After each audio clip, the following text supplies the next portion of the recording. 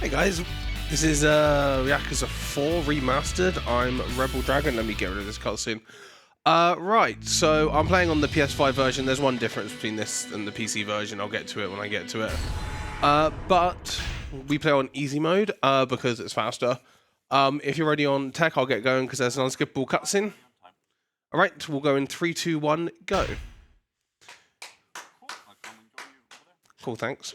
Right, so right at the start of this game there is an unskippable cutscene with the character we're going to be playing as for our Akiyama. So famously, the Yakuza series, we play as Kiryu for quite a lot of it, but then in Yakuza 4 and 5, we actually play as other characters. The first character we play as in this game is Akiyama, and his main gimmick with combat is using kicks and a lot of like kung fu and flips and things, but we're not going to use a terrifically load of his amount of his combat just because we use something else that's way better. So we get this lovely cutscene of this man walking down the stairs and going, damn, it's raining outside. It's literally all that's happening. The first thing I'm going to be doing is I'm going to be going into a shop and buying some items, which are just needed for a little bit later. One thing I will say, there's a lot of text in this game. You don't have to mash most of it. You just hold 2 buttons. I'll be holding R1 and X. Only when there's voice cutscenes I'll be mashing and it's triangle and X, so you can do two-handed like spam mashes. But so yeah, he was just complaining about the rain, and then we're gonna go into the convenience store. I need to buy a Tarana just to up my heat. They give you your heat back. It's the only one we need in the game. It's just to make the first tutorial a little bit faster. Something I will also be doing throughout this run is I'll be walking around Kamurocho, the main city we're in, with the camera facing the floor. When they remastered these games, they inadvertently upped the load times, well, not inadvertently, they meant to, but basically they made the load times better, and this inadvertently makes it so that more NPCs will spawn. Panning the camera towards the floor just despawns NPCs that are in your way, so that you don't run into them. After a certain point in every character story, we have to deal with fight spawns. So there are fight spawns in this game. They're random encounters. There's no way to despawn them in this game. We just have to either deal with them or run away from them. I mentioned about panning the camera down. When you're running backwards, some NPCs will still spawn. They do not care. So you have to be careful to not run into one and brick into them, and then the fight spawn just catches up to you and you lose 30 seconds, just like straight up immediately. Right, so this is the first tutorial fight. Luckily, we don't need to actually have to do the tutorial, so we're going to do a speed strat here. We're going to walk over here, ditch that because we don't need it. Then I want to drink a... Sorry, I'm just going to drink a bit. Sorry, my brain is not with it already. Right, hit that guy in the balls. I want to look over here, grab the bike.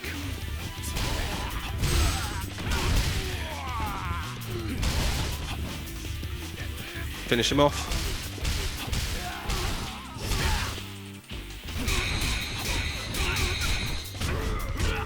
Okay, thank you for kicking me. So I have to take another one of these guys out because I need to get rid of him for the level up. There we go. And now I can buy a... Okay, menu please. Buy that, buy Boozer's Law. So now I have Boozer's Law, finishing, Essence of Finishing, and knockdown evasion, so I can get back up when I get knocked down. I have heat moves now, which is when you press the triangle button and I enter a cutscene. And also I have Boozer's Law, which is one of Akiyama's like exclusive abilities that we use. While he's drunk, his damage is better. So we are going to be drunk for quite a lot of Akiyama's part. So walking around here, this is Kamiyama. He tells me about the bloody weapon shop and customization shop. We never use it, so it's fine. Don't worry about it. We never need it. Just going to keep walking over here. Right, up here, we are going to run into this guy who bumps into us. Well, he doesn't bump into us, he runs past us. This is Kido. Kido appears many times throughout the story. He's a friend of Arai, who's another character which we'll run into at some point, who's also a friend of Akiyama. Again, I'm going to be trying my hardest to remember characters' names, because the hardest part of running these games is not actually doing the strats, it's remembering what people's names are. Right. This is the next tutorial fight. Because I had to use a heat action at the end of the last one, I have to do this a bit slower. I have to grab a sign first. So we're gonna grab a sign because we need it to build the heat, and then we're gonna use the bushes to do, or the trees to do the heat actions because it's got a better heat move. And this is just we mash and stop mashing at some point and then finish them. 3 more guys, pick up this. Hopefully they group together. Get that guy. I want to assume that guy's the more HP he does. Right, one last guy which I'll take out with kicks. Please get up again.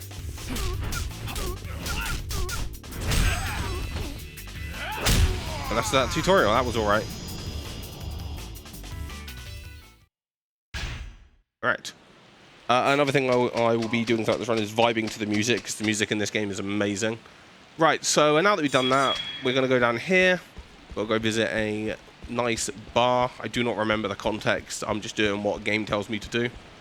We're going to walk down here. This guy at the door's like, don't go in there. There's people causing issues. And Akiyama's like, oh, I don't care. I'm going to go in there anyway.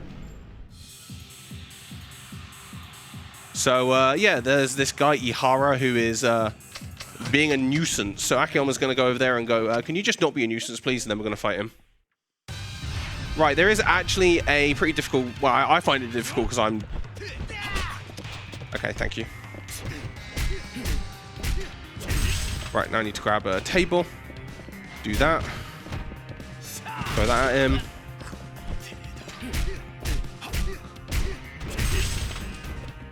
Grab a... Oh, I missed it. Damn. Depending on where he goes, you can skip this Feel the Heat. So these are little cutscenes that can appear that you just do a QT and do big damage. You can avoid that one if you do that fight correctly, which I did not there, because I'm famously terrible at this fight. Again, that QT loses like 20 seconds. It's not like amazingly bad. Anyway, this is Arai. He got kind of beaten up and covered in blood when Ihara did whatever he did. So he's he's going to hobble away. And we're going to go out here. And we're going to get a nice phone call from Hana-chan. Hana-chan is basically the receptionist of Akiyama's loan business. He's a loan shark, essentially. So we have to go back and forth from his office a number of times. This is one of the things I mentioned where I have to double mash because there's voices. I love the little grunts that come from each of them whenever this happens, because you're just skipping everything. There's some of these that aren't on the phone as well. In Yakuza 3, the game before this one, those only happen in phone calls, but there's a couple of voiced ones that aren't in there, that aren't in phone calls. Right, now we've got to head back to Sky Finance. Luckily, there's no fight spawns at this point, so we should be good. I'm going to walk all the way back. Right, so I've got to go over to Tenkaichi Street, and then this is the end of the chapter. So, Eno, have you got anything you can read while I'm walking back over there? Well, I have. I can tell you so much about our lovely charity Make-A-Wish Foundation. All the work that they're doing to support children in their families in their most in their hardest times. I've actually had the privilege of being a part of a wish fulfillment where I was invited to Mojang in Stockholm, where a lovely child got to experience all of the Minecraft stuff behind the scenes, see worlds and areas that weren't implemented in the game yet.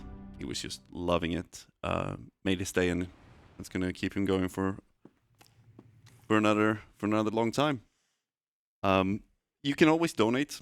We have some awesome incentives and targets that we want to meet. We have 2 incentives for Kingdom Hearts coming up tomorrow morning, and also the Call of Duty Modern Warfare 2 1v1 Rust match with Eris, who was just doing the donation reading and a little podcast after our last run. All right, cool. I think I saw the picture. Oh, there's a fight spawn here. Hang on. Oh, I got caught. Anyway, I saw I think you posted a picture when you're at the Mojang thing, and I think I saw that, and I was like, damn, that's hella cool. Oh yeah, absolutely. I mean, unfortunately, I was only allowed to post pictures outside of the event. Yeah. But it was pretty darn amazing. Those offices and the people that are working there are just lovely. I can say this is an amazing way to start chapter 2 of Akiyama, just immediately losing 30 seconds just because the fight spawns in a terrible location. I haven't had one there in months. I mean, it seems fine. We're still like a little bit ahead of schedule, aren't we? Yeah, so. Oh, and he gave me an item as well, which means I've got to waste even more time. Even better. Right, so I came in here because... Oh, give me a second. I need to actually use a menu. I need to drink another beer because I'm going to be sober too soon. Right, now that I've drunk a beer. Right, there we go. I'm buying metal bats. Alright, there we go. Right, so now I've got metal bats. The baseball bats, well, the metal bat specifically in this game is disgustingly good. On any baseball bat that we own from our inventory, the circle button actually initiates like a special move called Flurry of Blows. Any baseball bat you pick up from the ground, the circle button just throws it. So you lose it. Anyone that you own has 15 durability and the access to Flurry of Blows. So we're going to be kind of going through the fights from here on out using Flurry of Blows, like trying to make sure we get as much damage as we can out of it. I can't overuse baseball bats, so I'm going to be buying baseball bats with all 4 of the characters we play as. I'll go over each of the characters as I get to them within each story, within each part of the game. But we're going to buy baseball bats with all of them. I need to use them to get through their parts, but I also can't overuse them because I need a number of them for the finale at the end of the game. Right. So this is Lily. She's known right now. She's come to Akiyama to ask for some money. Akiyama is like, yeah, I can give you some money. But first you got to pass a test for me. So most of Akiyama's chapter is setting up this test and going through the test with Lily, who's later known as Yasuko, when she actually tells us what her real name is. So this is Kido asking Akiyama to meet up with him. That's Hana-chan. Say hi. Hi, Hannah. Thank you.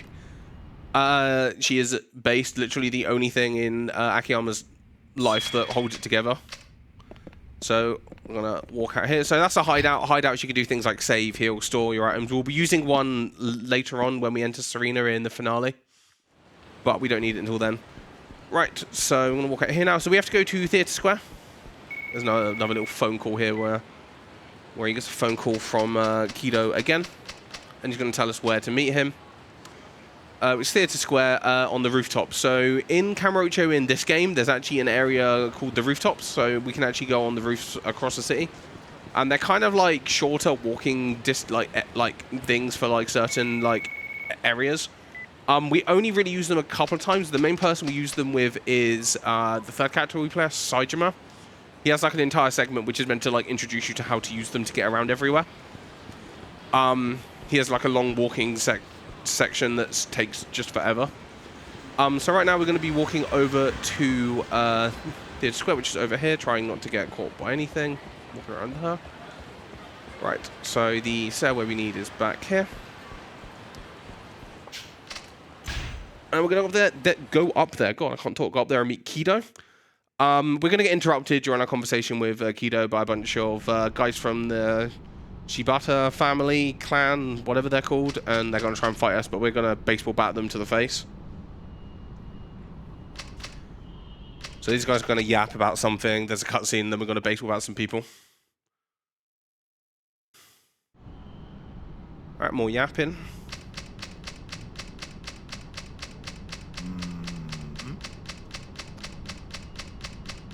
Cool, they are done yapping.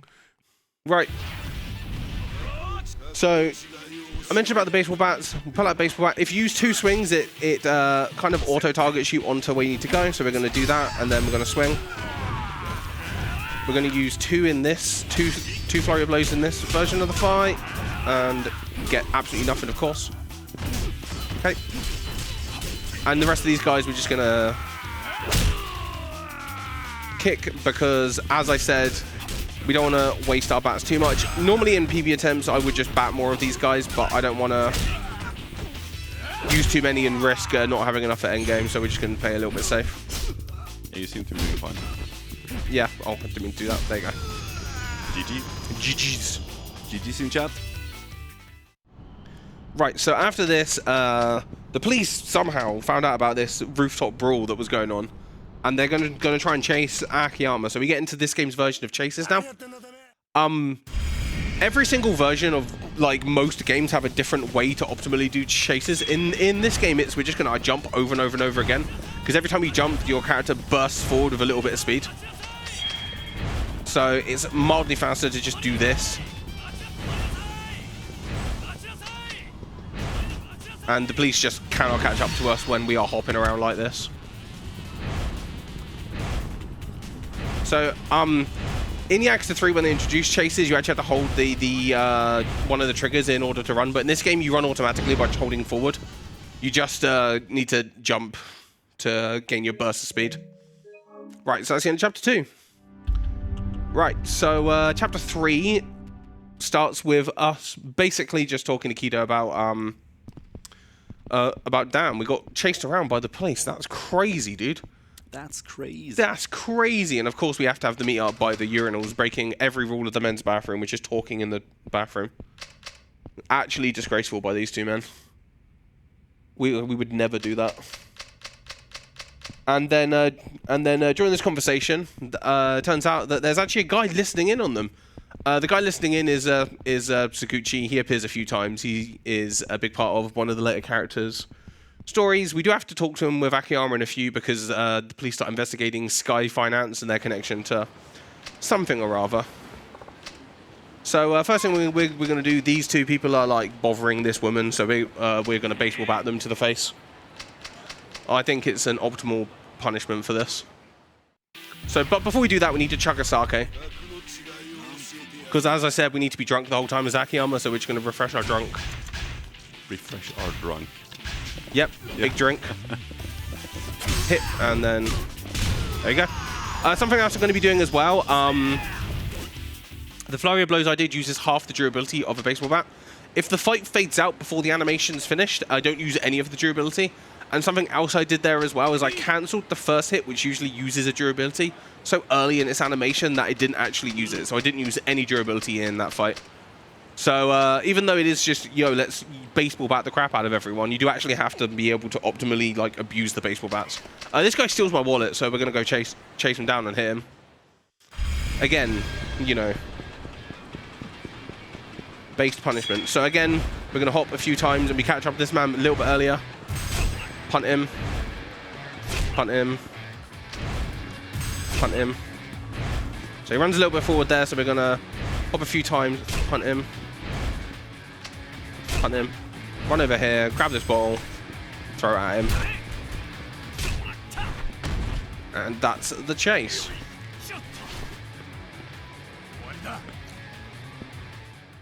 Right, so we got our wallet back now.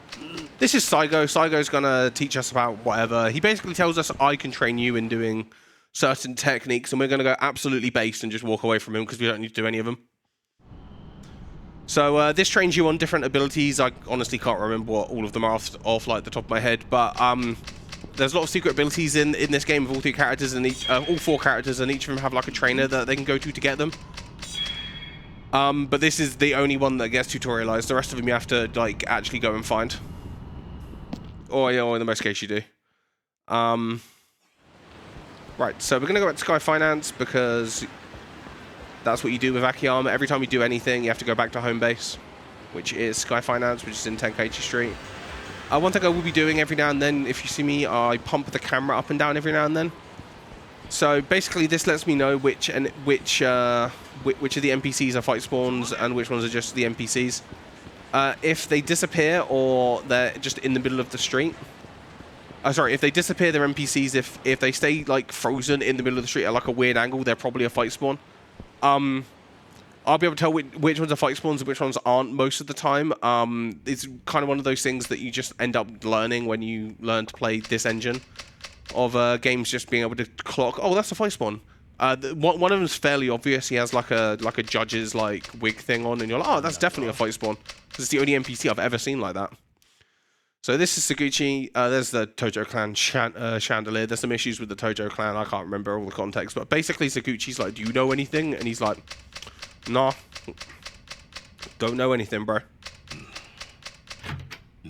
And then basically Lily comes back because she's like, I would like to take my test, please. So So we're going to go sort out for her in a second. So Akiyama loans money to people, but he only loans money to people that he kind of approves of. So each person that he like approves of has to like pass like a test of some kind. And the test he puts together for Lily is she has to work at a hostess club and earn a specific amount of money in a short amount of time.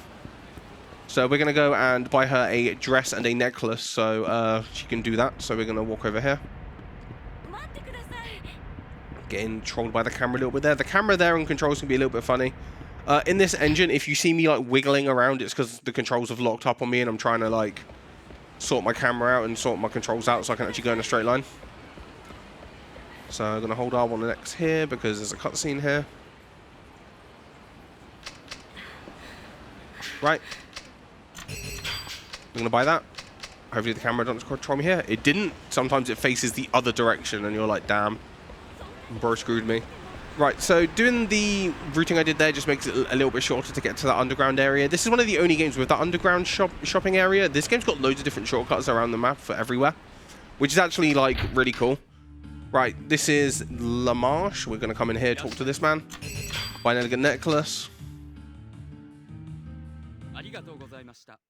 What's funny is all the items you buy here just cost 0 money. He just rocks in and goes, I'm taking them. And they're like, yeah, sure, that's fine.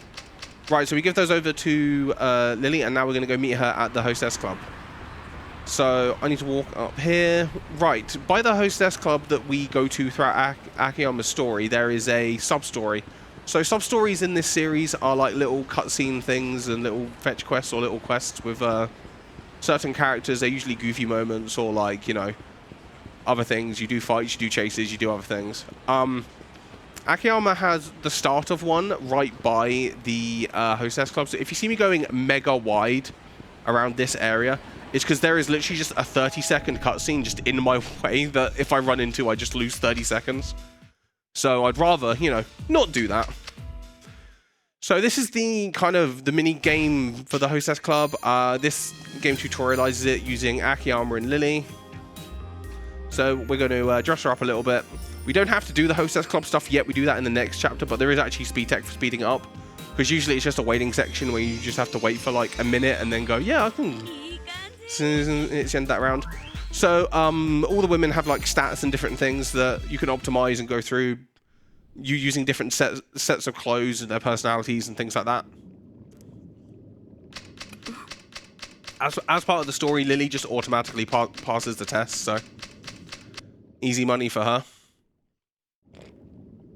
Right, this is just him explaining what she needs to do. And then afterwards, we're going to go back to Theatre Square. The main reason why I remember that the order of what to do things here is because I did a run of this on really longathon a couple of years ago. And I genuinely just went to the bit, like I just did the next chapter's movement in this section and was like, where's the cutscene? Then I was like, oh no, I got to go back over here now. And I was on the other side of the map. Right, we've got to go over here. There's an invisible like cutscene trigger in the middle here. Where the manager of Elise or Marimbo, as it's sometimes called. Probably Marimbo trading as Elise, knowing how businesses work. Saying that... Sorry, when you learn a game like this, Rebel, like, do you have notes or... It is a slightly long game, right? Yeah. So it's, I imagine it's hard to memorize all of it, especially since you run so many games. Yeah. So what's your process for learning the route here? So for me, especially with these games, I definitely use notes for all of them. I normally message Fruit, but I'm like, yo, Fruit, Share notes, mate. Can you hit me up, please? Can you hit me up? And then he'll send me a set of notes, and I'll be like, I cannot understand what you're trying to say to me. And then I'll like work through the route. And I normally don't like do it in like little segments with games like this. I do it in like the whole thing, because usually stuff you do in chapter 1 sometimes doesn't come up till like the end of the game. So in a lot of these games, you do like setups for things and like go like different like paths because something like later on, like in Yakuza 3, you open up like the weapon shop in chapter 5, but you don't need it till chapter 10, just because of how things go. And the only way you can do that is by like going through the route multiple times and just being like, right, here's what I do and here's what I do, there. And that's kind of how I end up like doing it. Like depending on like the game as well, because I said I'd run many things. It depends on the game. For me, I change the approach depending on the game. There are some games where I go segment by segment. Some games like this where I go, no, you just got to do it all at once. Sorry, I got to do a fire real quick. All right, bash that guy. I need this gun.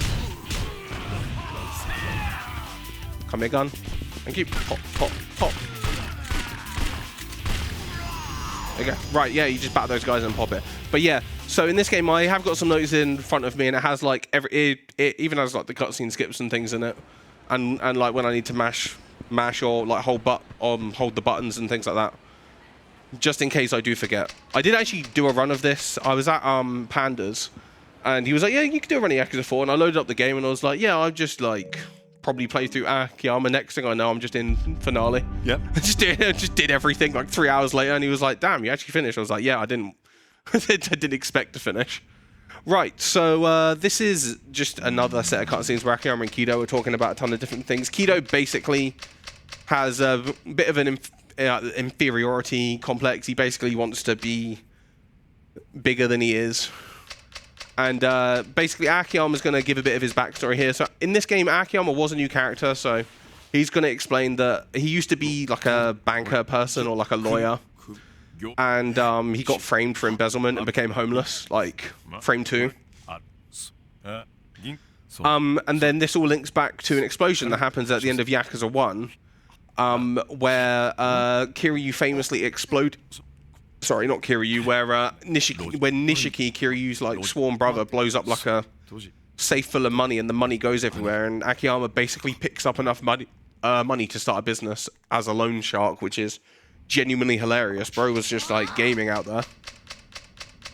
And this is just general Hana moaning at Akiyama because he isn't doing his job correctly. Right, this is the Elise manager. We're going to go over to Elise now. We actually need to do some of the minigame. But there is actually a speed trap for doing it a little bit faster. So that is useful. Otherwise, you just have to walk around the room until Akiyama goes, yeah, I can go back to everything now. Oh, God, there's a fight spawn there. I'm going to go this way. So also, the directions you want to walk also change based on where fight spawns are. That fight spawn there, I would have had to have run backwards to avoid. So it's better for me to go this way and around. So now I have to do a bit of a weird bit of movement here. I want to go over here. Now I need to go wide over here. Again, I'm going wide because there's a sub-story by that car on the inside there, that dude there. He's a sub-story. He'll talk to you for 30 seconds and be like, all right, bro, I'm out for a bit. Right, so this is Club Elise, the Hostess minigame that we have to do. So we're going to go to the club. So the real way to speed this up is by going to a certain position or walking a certain amount into the room and then talking a few times to one of the things. So we're going to go over here, spin around, and press look. And if you get the spin correctly, you don't have to do that little bit of movement there. Talk to him 3 times, walk down here, and Akiyama goes, cool, we've done surveyed, and now we're going to go back in there. We have to do that 3 times because why not? So again, we're going to go around here. If you actually do it optimally, you don't have to do the little spin animation, but you need to... Yeah, I got it there. So we're just going to do that. Walk down here, and he's going to be like, oh, done surveying. So we're just going to vibe to the music for a sec. Right. Were you vibing? Yeah, hell yeah. It's sad we don't get to listen to it more. We do have to do this minigame again in a bit, but that's all we've got to do on it for now. Right, so after we're done with this minigame, now we have to go to the Champion District, which is... Akiyama's basically just doing some investigative work because of something that Saguchi said. And he's like, this is suspicious now. And we're going to go to a bar in Champions District. There is another terrible fight spawn location that can appear. Basically, in the Champion District, the areas you can move are really, really tight. And there's basically no way to avoid it. So hopefully I don't get that fight spawn. Because if I do, we're losing another 30. Right, we're going to go around here. So the cutscene trigger I need to hit is right by this door. Is there a guy there? There is not. Hell yeah. If they're on that corner there, You can hit this cutscene trigger without touching them, but the fight spawns have massive hitboxes around them, like an activation box. And sometimes they're just really easy to hit. Sometimes you'll see me be like, as I'm walking past one, and you'll be like, you're nowhere near them, but as someone who has run this game for a while, yeah, you do get butt clenched sometimes by it. Sorry, give me 2 seconds.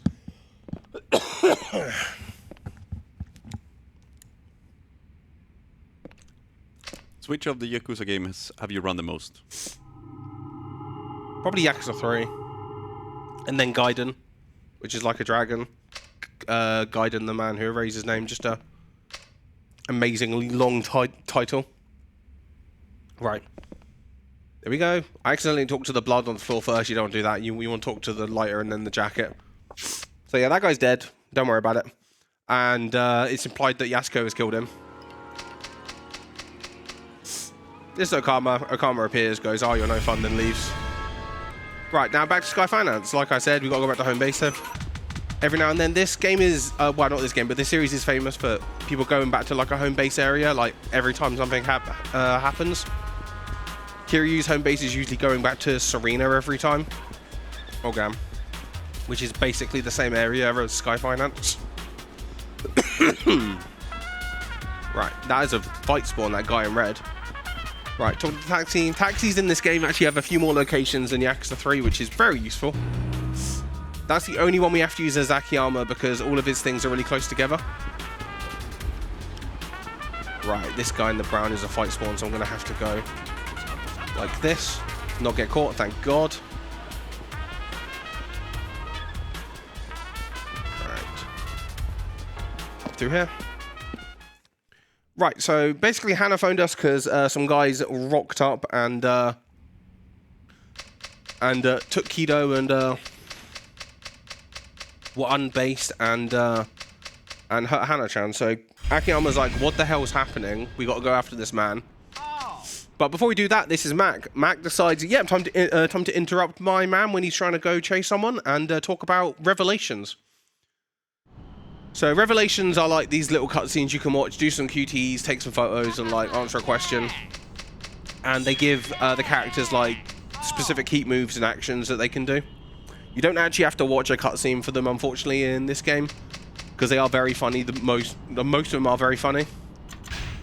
But we can just quit the Revelation practice here and not have to worry about it.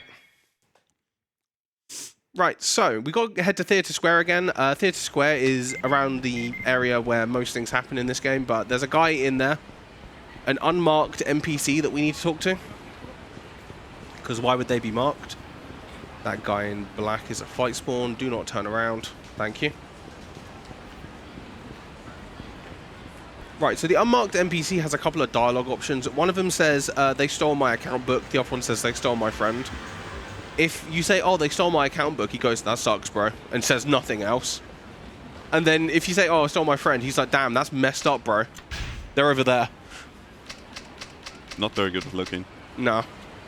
Like, if it's the account book, he's like, serves you right. If it's your friend, he's like, damn, bro. It's not fair. So we're going to go down here.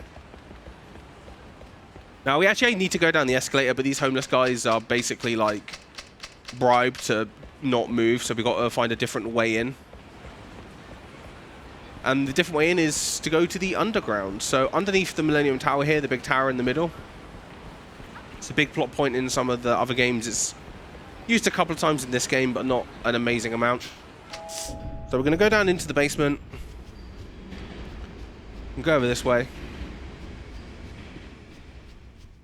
And up through here. So this is coming up on Akiyama's like main like set piece. So I'll be referring to the segments where we do like a long string of like fights and bosses and things as set pieces.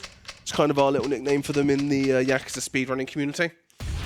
So this is the start of it. This is the Hatsushiba clan members. We're going to pull out a baseball bat, walk over here, pop into this. Pop that guy. Easy money. Right, that's all my first baseball bats gone. That's fine, but we need to kick this door in first. So, for whatever reason, the baseball bats do no damage to like doors like this that you have to kick.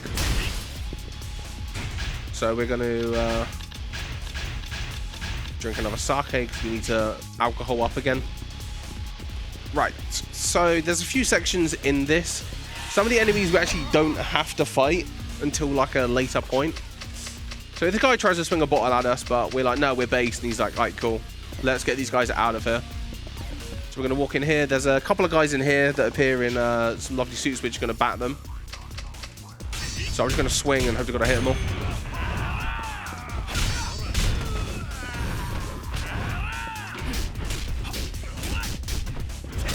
There you go. Right, these next few guys we actually don't have to hit right now, so we're going to run past these guys. Very nice. Into here. This is Kasai. Kasai is annoying. He wears a purple jacket, and in general, most guys that wear purple clothes in this series are really annoying to fight. We're going to swing. There we go.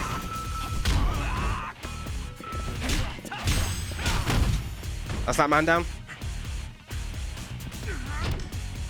Right, we're going to go through here. There's actually a locked door that we can't get past, and none of these two know how to pick locks. So the homeless guy's like, oh yeah, I know a guy. There's a guy like over here that's like, there used to be a locksmith. So we're like, I bet, let's go get him. Chat's really vibing with the Yakuza. Yeah, I know, right? Right. Now that guy said, oh, can you clear the way for me? I don't like, I'm scared of him. So we're going to swing.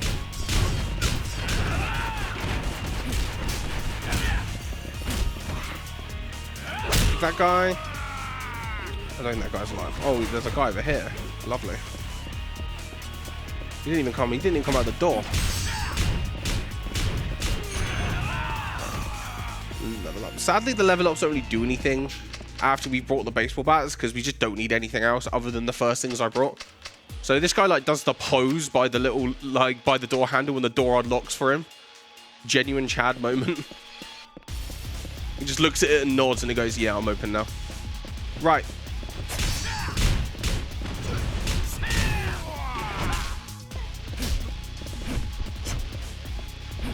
Oh, Jesus, man. I'm trying to kick you so I don't have to... Okay. Bruh. So can you, like, take damage, please? Thank you. Thank you. Right, there we go. I didn't want to have to waste one swing on him. I got punished hella hard for it. Okay, there we go. That guy's down. This guy with the chair takes 3 hits. And then we're like, hey, yo, can you come open the door again? And he's like, yeah, I got you, bro.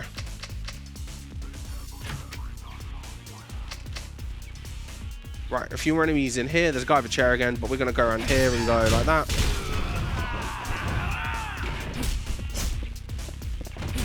Kick him. Kick him again. Talk to the door. The reason why I walked away and walked back in is because I didn't want to get the heat move, because it would have just taken longer than doing the regular heavy attack there. Right, we're going to walk in here, and these guys are annoying this professor guy.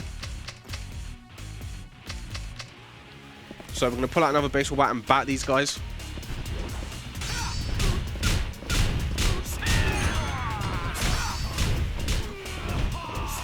Right. That guy. Kick him there.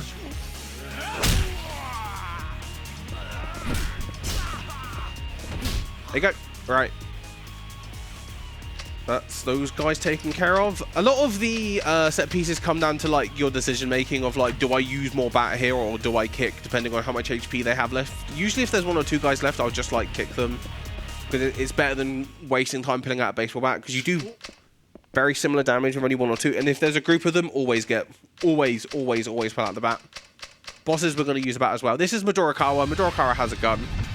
If you're doing like no damage attempts in this fight, he's really annoying because he pops you immediately with a gun. That seems like cheating. Thank you. Oh. Yeah, it is. It's annoying. You have to like mash dodge and hope that you get it. And by the time you finish dodging, he's popping another one at you. Yeah, so you're winning. It's lose-lose. Right, there's 3 guys here that come in. We're gonna walk over there and do that. Right, again, there's only a guy left. We're gonna kick him down, boot him in the face. Right. Finishers, they like hit me every time. I know, right? Right, Midorikawa went and grabbed a chainsaw, because what else would you be doing in your time? We're gonna grab this pole and defend against the chainsaw with it. Of course. Yeah, you can't skip this Feel the Heat because it's activated by a cutscene. Now, you can either use a bat on this man, or you can walk back here, wherever he dropped his gun. Pick up the gun and start popping him with it. Oh.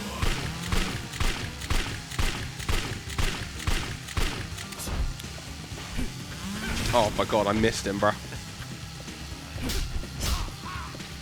Right, there you go. You can either use a bat there or use the gun. I much prefer using the gun just because it's a bit more consistent than trying to hit him with a baseball bat when he's trying to rock you with a chainsaw. Right, that's Midorikawa down, and we've saved Kido.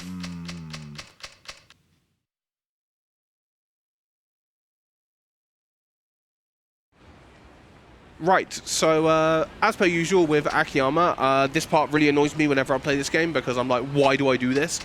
So after we go, yeah, you're fine, Kido, don't worry about it. We have to go back to Sky Finance, and then when we get back to Sky Finance, Akiyama's like, yo, I should go check on the nightclub. We're literally right by the nightclub, by the way, or like the Hostess club that Lily's at. And we just have to waste our time for no real reason. There's probably like, oh yeah, some time passes, then he goes. But I'm just like, but just go straight there. You're there, bro.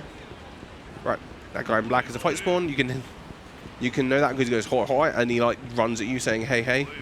There he is. Right, walk around here. There are certain areas of the map where you can't get a fight spawn, like specifically like the bottom end where the taxis are for Pig Street and Southtown Keiichi Street. You can't get into a fight spawn there basically until the later engine games, the Dragon Engine games, because for whatever reason the area is either like too small or just not coded to have fights. Which is kind of useful because if you get caught, like if a fight spawn starts chasing you, you can just run back there and they're like, oh, I can't get you there. That's not fair. Right. Again, we're going to go this way because that guy's a fight spawn there again. I don't want to deal with him. Again, this way it doesn't really save or lose time depending on if you get the top route or the bottom route for this one. You just have to take a little bit of a different line. So that guy in the middle is a fight spawn. We're going to avoid the hell out of him. I'm going to go here, go a bit diagonal because, again, that guy in the blue is a sub-story and his hitbox is huge, so we do not want to go near him.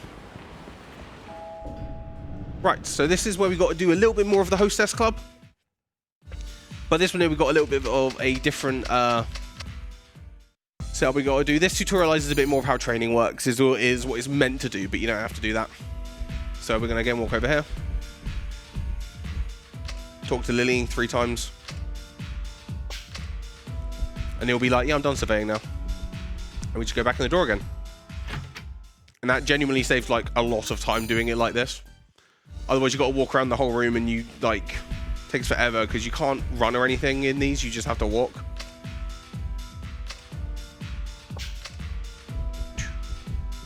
Done surveying again. Right, third one.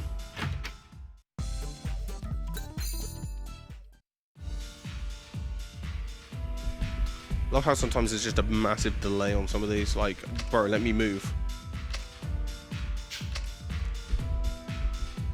There you go, done surveying. Why did you turn, Akiyama? Right, so now we're done with that. Akiyama's now got to be like, yeah, I'm going to go back to Sky Finance. And basically, he gets a phone call from the Elise manager who basically goes, yeah, Lily has completed her task mega successfully. And then we're going to come back around here again to go to the Millennium Tower. So again, we're doing the classic of Akiyama and just going back to base to come out of base to where we were again. But in this case, it doesn't annoy me as much because he actually has to go collect the money. The money famously is just in a cupboard in his office, which is very funny. There is a safe in there, but you just open the door and there's like a cupboard there with a safe in it. Right, around here and up here. The case that we get with Akiyama here is just called the metal case or something. It is actually like a weapon we use later on with a different character, and it's the best one in the whole game. It's genuinely insane. It's so good. And then you only get to use it in that one instance for like one fight or two. Well, no, it's 2 fights actually. The animation they have when they're carrying is also kind of funny as well. They're like just so awkward. So basically, they're just going to keep it down by their side the whole time. The case is very heavy, full of cash. I think it's like 100 million yens in there, which is insane that he fit it in there. So we're going to go to the Millennium Tower because Akiyama is all about the theatrics. So we're going to go to the roof of the Millennium Tower to give Lily her money. because she passed her test with flying, I can't even talk, colors. There we go. Wire transfer clearly wasn't an option. Yeah. Just like bank transfer. No, not in there. No. It's got to be a metal case on the roof of a tower. Like, where else would you do it? Like... Alright. I'll go down here. This is actually the only time you come into the interior of like, the Millennium Tower in this game. In some of the later games, you use it quite a lot, or you come in here, like, a number of times, but this game, no, that's it.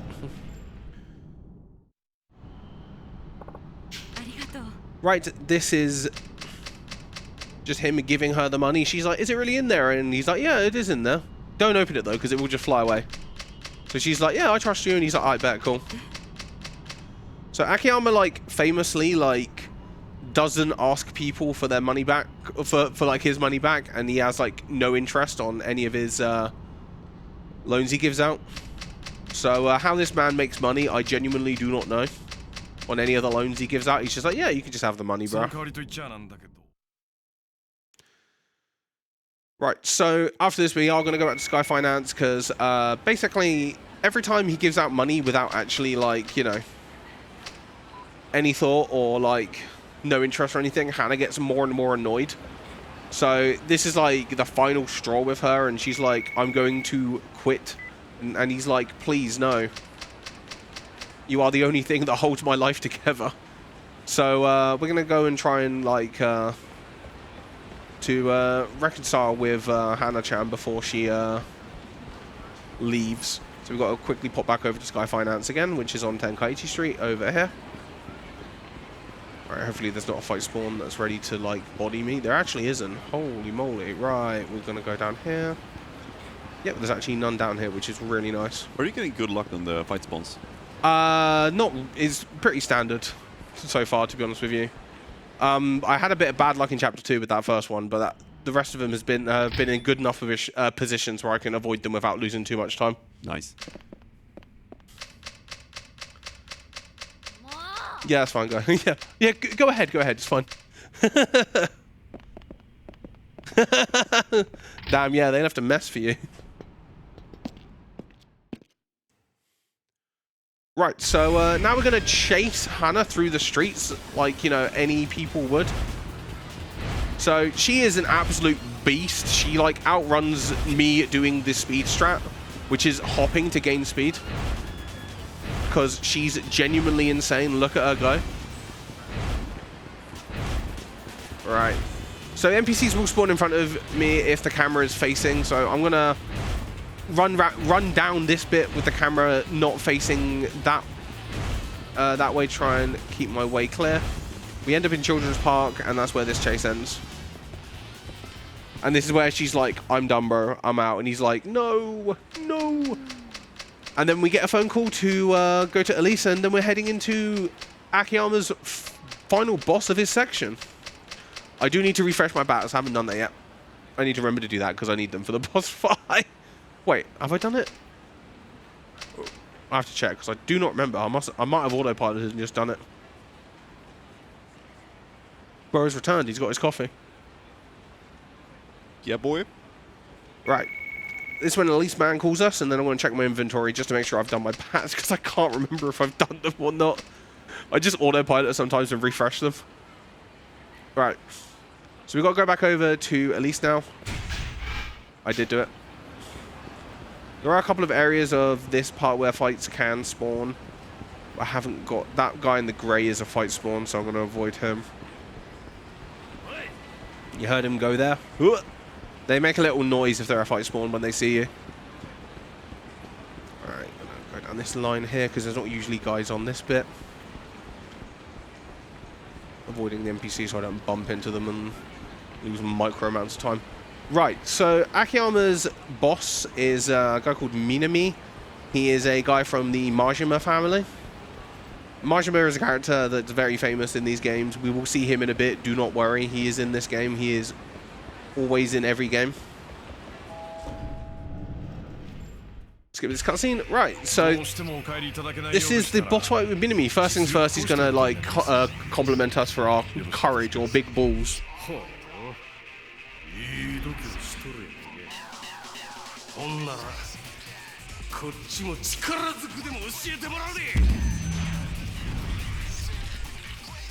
Right, so this fight takes approximately like 1.5 bats, or it can take 2 if you get unlucky, but 1.5 is generally like what it is normally. Swing, swing. Pop him. Kick him. One hit swing. Grab another bat. Pop, pop. And that's going to be dealt with. That's a pretty decent Akiyama part. 50 minutes, not too bad. Alright, wait for this fade out. When you get a level up on a fade out, it can take a little bit longer for the fight to fade out, but that's a decent part 1 there. Right, there we go. Right, so the next character we have to play as is Tiger Saejima. So his bit of the plot is about how he basically was a hitman in a giant hit where he allegedly killed 25 people in one hit. So bro's got a high KD ratio just immediately. So we started his part in prison. He's been in prison for like 25 years. And we basically are just going to vibe in here for a bit, do a few things, then do a prison break. But we have a tutorial we need to do first. So Saejima's like main combat thing is he's like a big muscle dude. He's actually like pretty good with like weapons and things, but we're not really going to be picking up many weapons. We're going to be punching people. He can actually do charged finishes very, very well. So in this tutorial, he's going to try and teach us how to do charges, but we're actually going to do a bit of sandbagging here. We need to wait for the level up to spawn in. So, because if you finish this fight and then get the level up at the same time, it can just take forever. So we're just going to do charge attacks. Level up should pop in a second. There it is.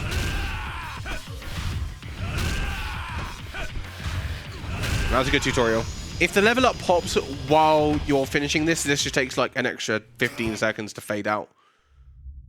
Because the level up just goes real slow for whatever reason. So, this is Hamazaki. Hamazaki's in prison because he stabbed Kiryu at the end of Yakuza 3. And now Hamazaki's like, yo, I've got to help my man Saejima get out of prison. So, we're going to be doing that. So, this chapter is all about collecting the items we need for the prison break when we're in this section here, and then executing the prison break. So Hamazaki here is going to go over the plan. We need to break out of here, deal with a few guards, run to where the key is, going through some more people, grab the key, go across the roof to the other side of the prison, come back into the courtyard, then use a grappling hook that we're going to make to go over the wall. Very, very simple. Beat up guys and get to a wall. That's all we're going to do. Just make a grappling hook. Just make a grappling hook, because it's easy, right? So, luckily, that guy I ran into called Kamiyama, and at the start of Akiyama's story, for whatever reason, is now in prison. So, he is a weapons-like specialist customizer. So we're going to ask him to make a grappling hook for us, and he's basically just going to ask us to get a few items, just random things. He needs like a chain and a couple of other things, and he's like, yeah, I can make you like a grappling hook, that's fine. So we're just going to talk to him, and then he's like, yeah, get me things, please. Right, the first thing we need is over here. So we're going to talk to this guy on the right. But first things first, I need to buy combat speed boost. Talk to the guy in the middle. Talk to the guy in the middle, please. Thank you. I'll talk to the guy on the right twice. Right. So we want to talk to the guy in the middle. The guy in the middle here just goes, what the hell do you want? And we're like, give us item, please. So we have to fight him. But each of these have a time limit now because basically, we're basically fighting in the prison yard, which isn't normally allowed. So there's a minute until the guards show up to stop us from fighting. That was an okay fight. If you can get if you get a double there, which is normally like 2 of them at the same time, that's more optimal, but that didn't go too bad. They didn't hit me out of any of my attacks. So we got the chain from those guys. We're going to go over here now, talk to Kamiyama again. Then he's like, yo, can you get me something to like make the hook with? Hi. So he mentioned something about a farm. We're going to go over here. These 2 guys at the back here, one of them is like, yeah, I used to be a farmer. Talk to this guy. Then he's like, yeah, I'll give you a hoe if you get me a cigarette. And he's like, all right, bet, I'll get you a cigarette. There's a guy over here that's smoking. We're going to go over to him and go, can I have a cigarette? And this guy's like, yo, you're Saejima? Here's a cigarette, bro. He's like, you are based. Have cigarette. Just one. Only one. Yeah, you don't get more than one. And then we're going to go back over here. We go, here's your cigarette. He's like, I ain't got a lighter. Like, give me a lighter, please. The lighter is actually over here at the back. You do have to talk to him before the lighter spawns in. So, prison guard's like, what do you want? He's like, can I have some, I just want to get some water. He's like, okay, but we walk over here, don't get the water, grab this random item from the floor, then go back. And they don't say anything. Right, we're going to go back in now. Right, turn the camera around. Back over here, we got a lighter and a cigarette now for this man. And then even then he's like, haha, you got it for me, now I'm going to punch you. So again, there's going to be a timer that appears on screen. The timer is just until the guards show up to break up the fight, essentially. But I'm going to go over here. Oh, I didn't get the line up correct. That's fine, though. Pop that, man. There we go. That wasn't too bad.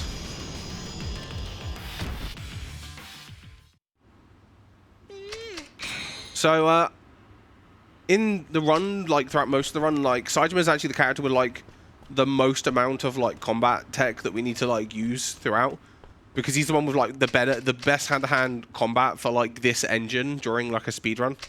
Like casually all of them are good, but in a speedrun, like some of them, like the next character we're going to play as isn't amazingly fast with his like combos. Like they're good, but they're not like good for speed.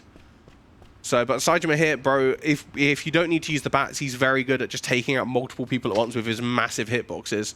So yeah, we've made the grappling hook and we hid it there. Right, so now we're doing our prison break. So we need to take out one of these guys here to get a level up real quick, because I need to buy a couple of items, but we're going to take out a couple of them just to make sure. Oh, thank you.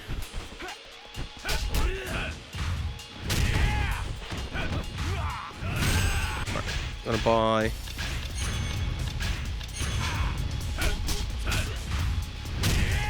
Like that. Right, so this last guard here, this is Saito.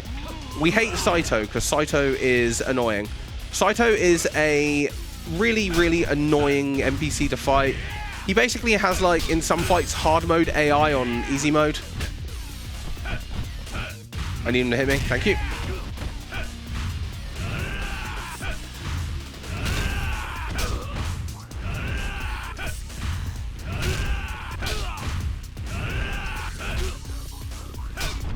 Okay, this man is not taking out. Blah, blah, he's going to hit me now. Thank you. That was terrible. Right, Saito is about to be annoying for the whole run now if that fight doesn't go well. So, Saito is what we know as like a Kuze. Kuze in Yakuza 0 is a boss that just appears multiple times. Saito is like that, essentially.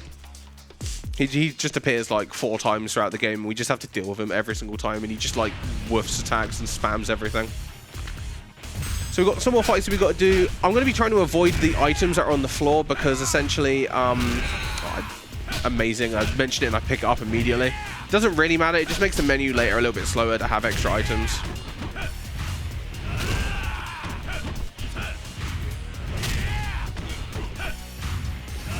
Oh, really? Okay, there we go. Right, this guy's going to run away from us, so we're going to just, like, run over here. The gates are going to try closing on us as QTs we do for all of them. Bro's really goofy in these cutscenes. I enjoy the floor hit he does on this one. Right, up these stairs, around here. We're going to walk down here. There's a couple more QTs with these gates here. Alright, last one. Right. And there's our boy Saito again, because where else would he be? Right, I'm going to run over here, grab him. Throw him into the corner. Pop him.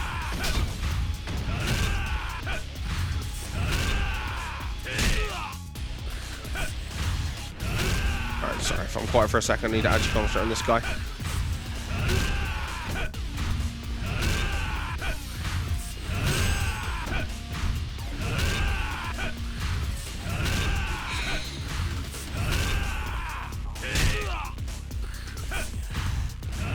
No! Unfortunate. I got the heat action for no real reason there. So if you do everything right here, you avoid this QTE. That's fine, I'll just take it. That's unfortunate. I didn't mean to get the heat action there. I just pressed triangle a little bit too early.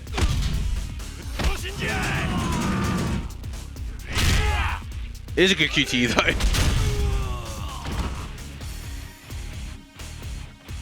Alright, that was unfortunate. That's a bit of time lost there. It's more than emotional damage for him. Yeah, exactly. Yeah, I could have killed you, but I'm going to watch the cutscene instead and do it. Yeah. That's just unfortunate. I've missed both field the heat skips. Alright. Walk in here. Hamazaki just genuinely just like Sonic speeded past all these guys. Is already in the office finding the key. Right, there's 2 more guards that run at us here. We're going to go take care of them while Hamazaki's finding the key. Once we hit this guy, we're going to get another level up. Right, we have double charge finisher now. This lets us do 2 finishers in a row. Very useful, very good. More damage. Let's go. And it's very useful for like confirming combos as well, or confirming hits. Right, second part of the escape now. Now that we've got the key, as I said, we need to go up and over to get back to the courtyard. So we're going to go up through this area here, which is like the kind of a rooftop kind of area. Right, there's a sniper up here because, of course. So Hamazaki's up. I'm going to go take care of the sniper. I'll be right back. So we have to go over here and destroy these doors. In classic Yakuza fashion at this point in the series, there's a bunch of enemies around here that we don't need to deal with. So there's going to be guys all around here. We can just be like, yeah, let me walk past you, walk past both of you and this guy. One thing we do have to be wary of, there is a guy that throws stun grenades. As I said, it happened. That one I couldn't really avoid, but you want to try and bait them into throwing them into locations where you're not going to be. So Hamazaki Sonic speeds his way over there yet again, and he's going to come out this little little hatch and punch this guy out.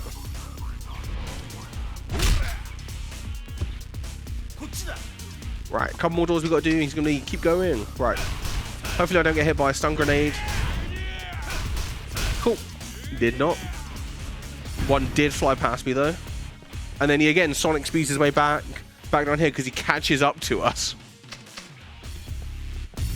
Right, down these stairs.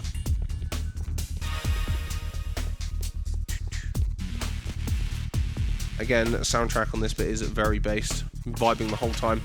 Right, there's a whole group of enemies that come in here. I'm going to try and get some doubles and triples by hitting more people at once, but it's not relatively easy to do because they do like to move around. Where is bro going? He's at the door. Okay, I got a double there, but you get a lot of damage.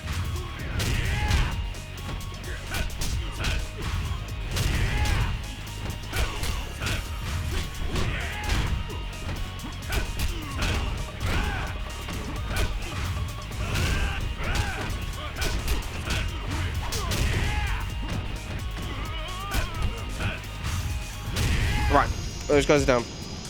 Right, we've got to go to the courtyard now. Through here. Oh, get in the door, please. That camera angle is criminal sometimes, and moving the camera there is really annoying. Right, go to the grate here. And while running over here, we get ambushed by Saito again, so we've got to deal with Saito again. 3rd time already. And now he has his police baton. And when he has his police baton, he is actually insane. He's so good at hitting you.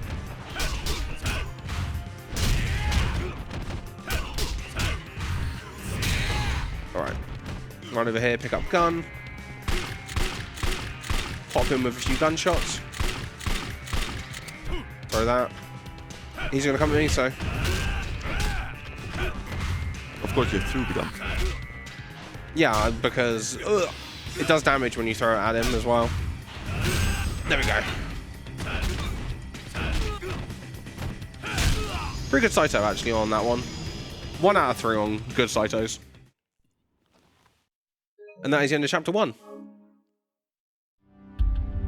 Right, so the second chapter here. After the prison escape. Saito kind of gets washed up on a beach because if you're reading, he was in the Okinawa prison, and so happens the beach he washes up on is the Morning Glory Beach or the orphanage where Kiryu lives and runs. So say hi to Haruka, who is Kiryu's daughter, and she basically finds Saejima on the beach and kind of patches him up. And now Saejima's going to have a quick conversation with Kiryu about, yo, can I get some money to go to Kamurocho? Please, please, please. And Kiryu's like, oh, yeah, I could probably give that to you. I just got a few questions first about why you were in prison, my guy.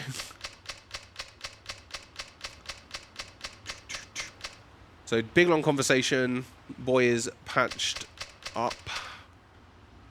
Ooh, so we're going to go down to the beach and finish off the conversation about why Saejima needs the money, and Kiryu's like, how many years? And then we have to punch him. So while I'm getting to that, have you got anything you need to read, Edenal?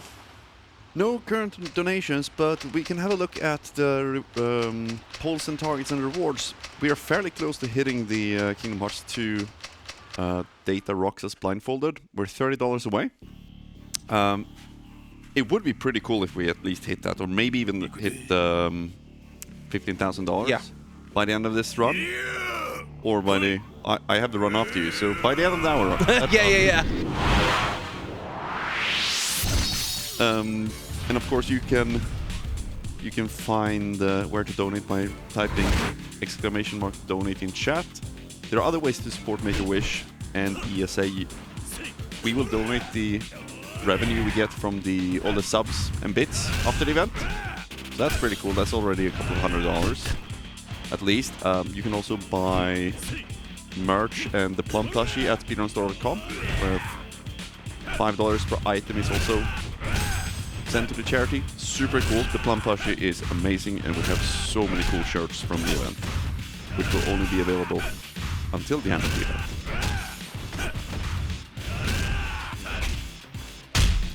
Back to you, Rebel. Thank you. I was trying to lock in because you were really locked in there. This isn't just a Kiryu fight. This is a Kiryu fight where he has like all of his abilities.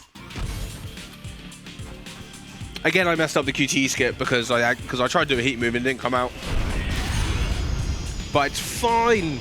It's the opposite problem of last time. I accidentally did a heat move last time. This time I tried to do a heat move, it didn't come out. But that's fine. That was not too bad. Pretty good Kiryu fight. He can do the world famous tiger drop on you in that fight if he goes into red heat, and he just like counters you constantly, and he does like a brick of your HP bar every time. And with Saejima, we can't use any of our healing items because we need to sell them. I could have used one because I picked up an extra one, but I shouldn't be using them because we do need them for money. You could have just taken a little bit of the money from the briefcase, right? Well, he don't have the briefcase. Nothing. It's a different character. Oh, my bad. Wow. We've been playing as someone else for ages. For like 2 chapters already. Right, this is Saejima's chapter 3 now. Right, so he's got to Kamurocho now, and he's going to do a bit of reminiscing and be like, I'm pretty sure I'm going to go back to where my Yakuza family had their office 25 years ago and see if it's still there. Hopefully it's still there. And you know what? It just isn't. But first thing we do is we're going to pop into a convenience store over here. There's a couple of things we need from it. We need a bottle of sake, because we need to give a homeless man some sake in a bit to bribe him. But also, there is a lock key in here. This is one of the only locker keys we need in this run. This gives you the Eye of the Dragon, which we're just going to sell because we need a bunch of money. Walk over here, talk to our boy over here. Buy a sake. And then we're going to go to East is East Boulevard something? East Park Boulevard, that's it. Not Taihei. Taihei's a different place on the map. Right. Up round here. We've got to go into this little area here. This is where Kamiyama's repair shop thing is.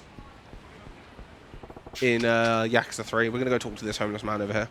And he's like, what do you mean? They haven't been here in a while. Well, but there is a homeless man that might know where they are. You're too slow! Oh, I heard a "you're too slow."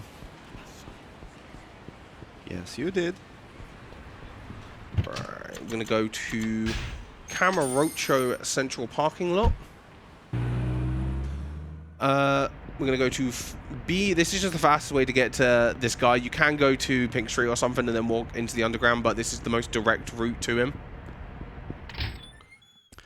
So, the You're Too Slow was a $100 donation from Ben Please, saying, loving the run so far, let's hit that $15,000.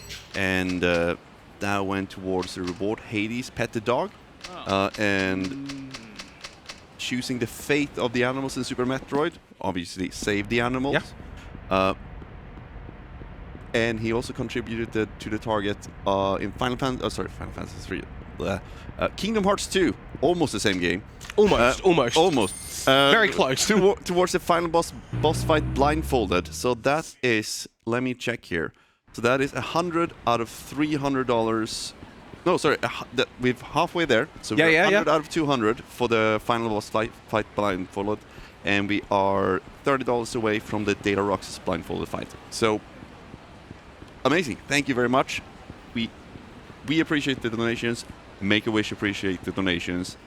We have so much Yakuza left for you, but yeah, let's see if we can hit that $15,000. We can get there by one really big donation or a bunch of small donations. Both are great. I had to butt clench there because there was a fight spawn that was in my way, so I was like, get around him. This is Kido. Kido is beating up some guys because he's trying to be big man. And then Saejima walks up to him and he's like, oh, no, actually, I'm not up for this, and runs away from us. So we're going to chase him now. Kido's chase is actually one of the more complex ones because he's actually actively, like, scared of us, and he has a couple of sections where he'll, like, speed up. So we're going to get close to him now. Or at least try to, because he's, like, being a troll right now. Oh, no. Kido, please. Oh, okay. We're going to pick up bottle and try to add him some damage. Right, we've got this bottle. Right, so I have to stand back here a little bit, because Kido will run away from us. And he's going to get tired in a second. So, but I have to try not to lose him. He's going to get tired over here. And I'm going to throw this bottle at him. And he's going to do that again, because why not? So I'm just going to walk around here. My damage is a little bit low, so this is a really slow Kido chase. But it's fine. Get tired, please, bro. There you go, got him. I had to, like, delay that a little bit there to make sure I actually hit him. Headshot. Yeah, headshot. It is impressive that Bro can throw an empty bottle, like, that hard and that far. Right, so Kido here is like, damn, like, who are you? Then he's just like, yeah, I'm looking for this man. And he's looking for a guy called Sasai that he used to know when he was in the Yakuza 25 years ago. So we're going to go to Kido's hangout area, but his hangout is now where Midori Kawa was when he, like, kidnapped him. So we're going to head to the hideout. On the way there, we're going to stop at the locker key because we need to grab it. Luckily, we go past it. Like, as I said, like earlier, a lot of stuff in this game is routed to be like, right, we're here now, do this now, then do this then. So if you don't have the locker key now, you have to go all the way back to the M store to get it, and it's really annoying, really slow. So there's the Eye of the Dragon. We want to pick it up. The cutscene will begin now. There we go. And then we're going to walk in here. So this is just one of those little shortcut areas. This game's full of them. This one here takes you to the underground of the Millennium Tower that we went to with Akiyama. But instead of having to go the long way around, the escalator's free now, so we're going to go down the escalator. But we have to wait for Kido to get over here. If you go down too early, he like, isn't there, and he, like, has to restart his whole movement animation again from the beginning. I've definitely lost a run to entering this room here too early and coming back out, and he has to walk all the way from the escalator back over again, no matter where he was. So we get a hideout here. Again, not really needed till the end of the game, but we're just going to have a little bit of a conversation, and then Saejima's like, I need to go out and find find out some more information about an informant. So the informant we're looking for is the florist. The florist is someone who's appeared in a lot of other Yakuza games, so we're going to go on a bit of a search for them. So usually the area where they are is called Purgatory. Purgatory is normally accessed through the toilets at the top of the map by the East Park Boulevard. But there's a giant a giant building site there now. So we've got to find another entrance. So this is the panicked homeless man who is panicking. Just Panic. he's panicking. who is panicking. So basically his friend or his master is gonna die apparently, so we're gonna go help. Because Saejima's like, I have no idea what's happening, so let's go check it out. And this kind of introduces us to the sewer sections of this game. There's a number of them, and again, they're like little shortcut areas all around the city.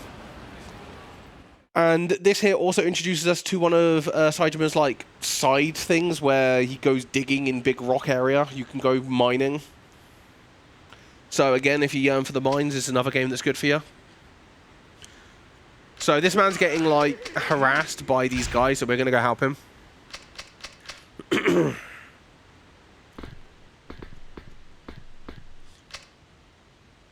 So these guys all get taken out by one combo with 2 charge finishers, which is very easy, a 1-2-3 on all of them. And if the last one gets scared, we can heat action him. So 1, 2, 3, pop, pop. Okay, this guy's gonna take a bit more now. Punch him. Bro, can you like not? There you go. That's kind of a slow fight because 2 of them decided to block me. Right, so now we're taking care of those guys. This guy's like, damn, you saved me. Do you want to be a master digger now? And we're just like, yeah, but we'll come back at a later time. By later time, I mean we don't need to do it in the speedrun. Right, before we leave the underground, there's actually one guy we need to go talk to. So Saejima kind of sees this as an information to get some information from people that are on the streets. And so we're going to go talk to one of the homeless men, and he tells us about a informant called the Florist, which I've already mentioned, but this is when Saejima learns about him. So the guy we need to talk to again is just he's a talkable NPC that is marked, but it's not marked which one you talk to. He's this man over here.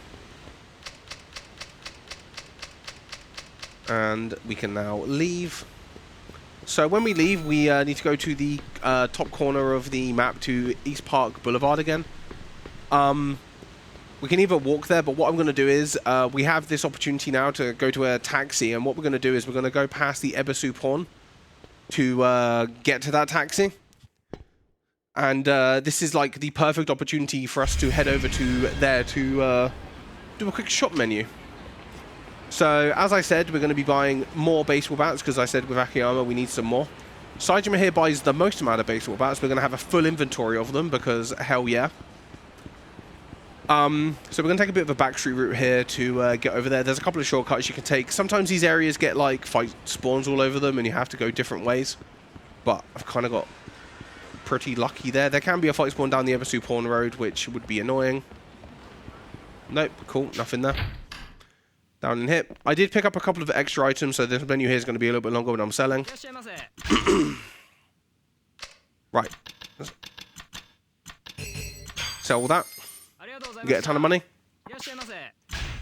Cool. We did get a donation. Yeah, feel just free. a moment ago. $30 from X-Dropped Adam X, who's with us here in the crowd. He's been a champion of the late evenings. And he just helped us meet the Data Roxas blindfolded incentive. So that is met now. And that puts us $150 away from $15,000 by the end of your run or my run. Yeah. That's awesome. It's like I think we're like making really good progress here. And the chat's loving the run as well. Yeah. Hell yeah. So thank you very much for that, Adam. Right, we're gonna go in here now.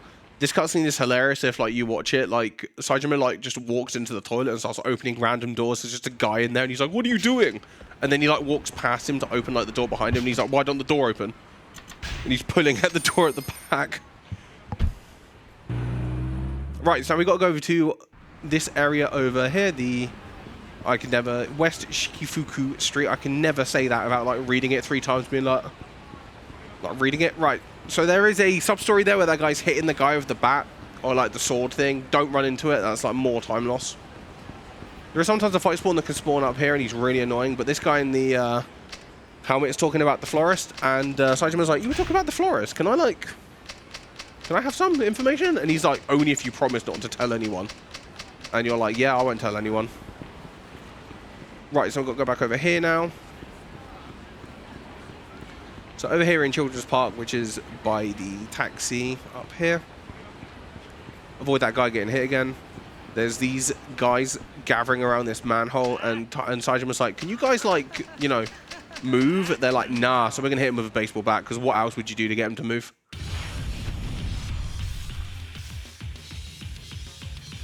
Right, pull baseball bat out. I'm going to walk to the side here. Pop in there.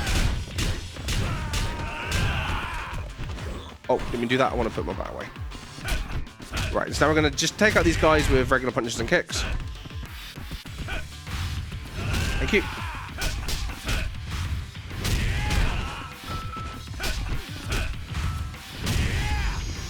Just to make sure I don't waste any bad durability on them. So now they're all going to be like, oh no, and run away.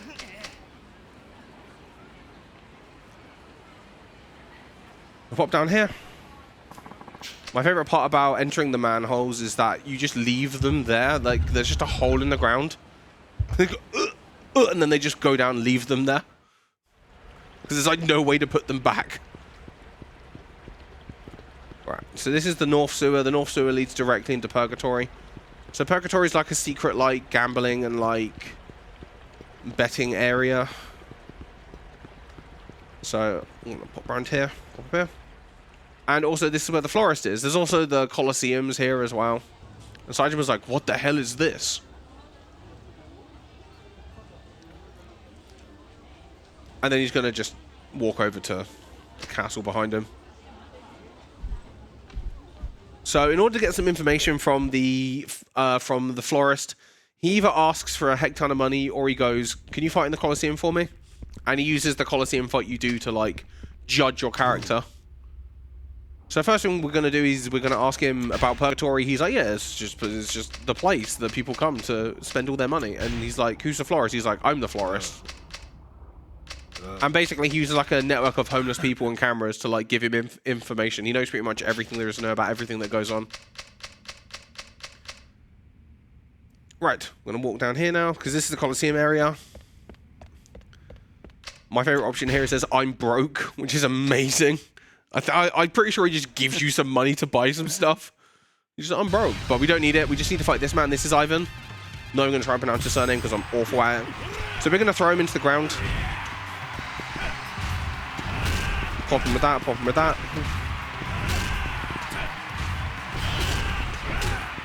Man, it's a big health bar. Yeah.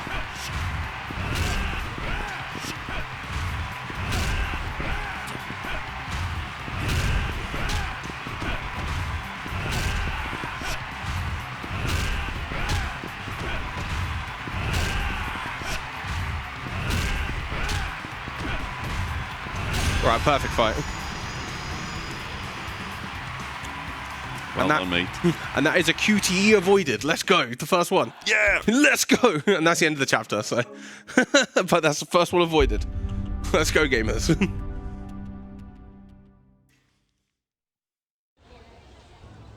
Right, so now that Saejima has competed in the Coliseum, the florist is like, I had a feeling you weren't just another psychopath.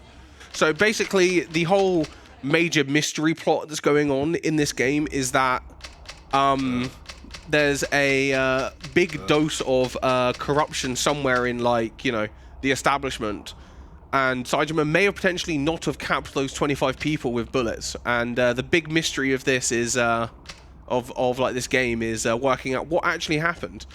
More of it gets revealed in the next character's set of chapters, so I will explain it more there. But what we need to do now is we need to get back to our hideout, because essentially we've been challenged by Majima. But because Saejima, God, we play as Kiryu later, it's fine. But Saejima here is an escaped convict. There's police all over the city looking for him. So we have to do a big movement section around the whole city. There is genuinely one policeman in our way that is stopping us from skipping this entire section. Well, there's two technically, but one main one that stops us. We have been trying for a very, well, I say we've been trying, we kind of gave up on it. We tried to find a way to skip into the area, but we can't really do anything other than walk outside of combat. So there's not really much we can do. There is a skip for one of the policemen, but it relies on spawning a ton of NPCs and hoping they push him in the right direction. So the policemen are all stood in certain positions and they have a hitbox. If you run into them, you get a game over and you need to go back to the start of the section again, which is mega good because you can lose minutes if you get caught at the wrong time by one of the guys. So this is the dojo. This is Saejima's like main side mode here, where we help people train to combat. But we're going to tell Sodachi here to just do one for right now. We don't need to... No, that's too slow for right now. We're not going to do it. We're just going to leave. No. That game is one of those, like, not really idle, but one of those, like stat increasing minigame things where, like, you go through different training sections and things. I can't think of the right name to call it, but it's one of those ones. Like sim training games. I think that's the best way to put it. So this person here isn't one. You're meant to walk into his site and he tutorializes you. Oh, don't get caught by the police.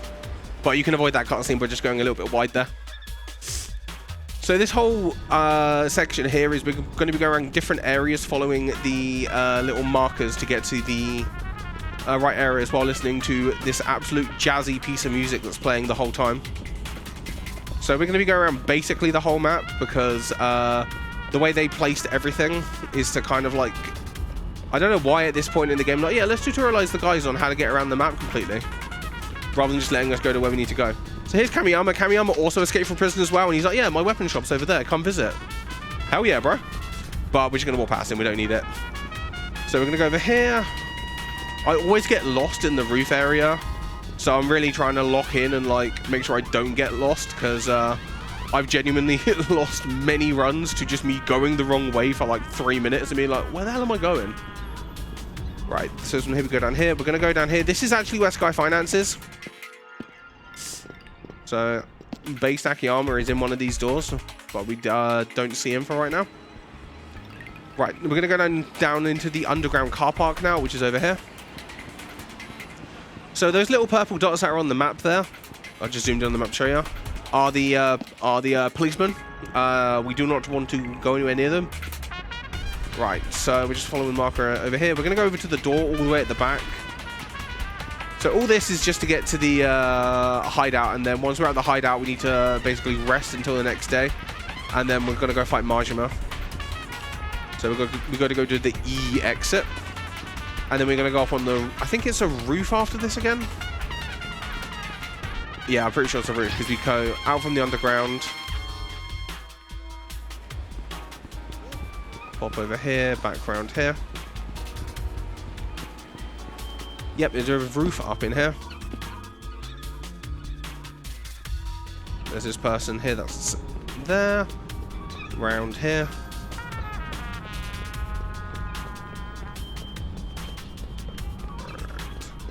Yeah, this is the right direction, hell yeah.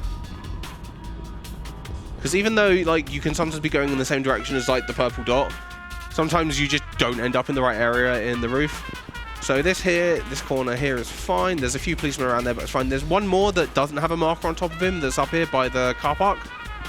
I'm going to try and avoid getting the talk to hitbox where he's like, don't run into the police, you'll get caught. So he's actually walked over there, which is good, which means I can go a little bit wide over here and be okay.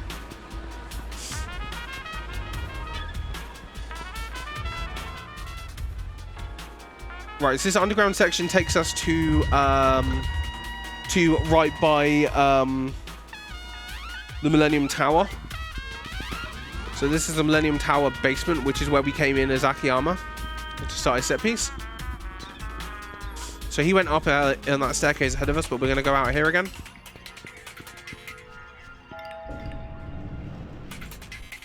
Now we're going to go up from here, round here. There's a set of stairs that are over here that we need to go down, then that takes us to the area. I'll point out the one policeman that, like, is the most annoying because we could actually come here a lot earlier if it wasn't for him. That guy there just is in your way. You cannot get past him. And if you get caught by him, you go back to the start of this movement section, like after you've talked to Sadachi and done the dojo stuff. So this is Minami. Minami's like, yeah, like come to the Millennium Tower. We'll fight you, and Majima will be there as well. And Saejima's like, oh yeah, sure. I'll come fight him for you. So Kido is like, do you want to take a sleep before you do that? You look mighty tired, my guy. So we're gonna quickly do that. For whatever reason, we have to. He leaves the hideout. We have to go back in. Go to Kido. Take a rest.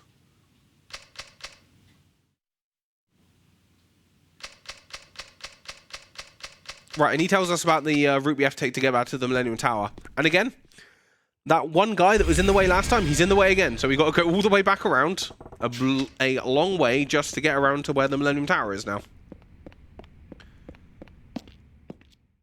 So we got to retrace our steps a little bit from where we came from.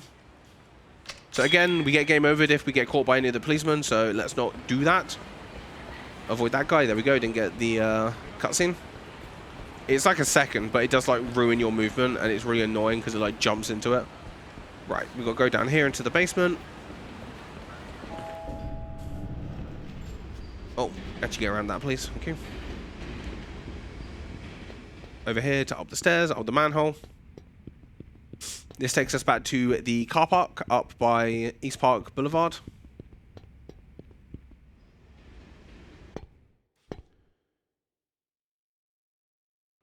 Right, avoid the policeman over here. Let's go. Oh, I did not. I suck. See, that's the cutscene that plays if you get too close to them. It's like, cops are on patrol here. I need to be careful. Right. So we got a couple of. I think we go back down into the underground in a second here.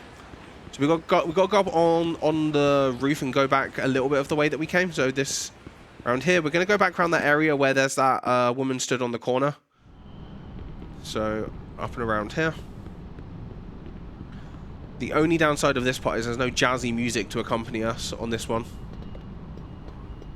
So it's just not fun in comparison. So there's the woman I was talking about. We're going to go back down these stairs. Up around here. Pop around here.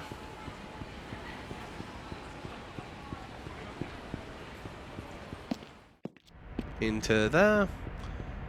So this is like halfway of the way we came, but we're going to go into a manhole that's in this car park. It's this one here. Go through the sewers, then we'll pop up by the Millennium Tower. So thankfully this one's not as long, but it is a bit of a trek. And then we actually get into some more combat. Finally, we get to punch people again, but instead we're going to baseball bat them again. Oh, got my feet wet there. Right, up and around here. So luckily, the best part about this like entire section, you probably noticed I wasn't caring about fight spawns. In the police avoidance sections, there are no fight spawns, so you just cannot get caught by fights. It's despite the fact you have to walk around the whole map, you can't get into fights. So that's actually really nice. If you had to worry about the police and fight spawns, it'd be insane. It'd be cooked. Right, we're at the Millennium Tower now. So we get actually into the two final fights of Saejima's story here. We got like a group fight that ends with Minami. And then we got a showdown with Majima. So... Oh. Thank you. What?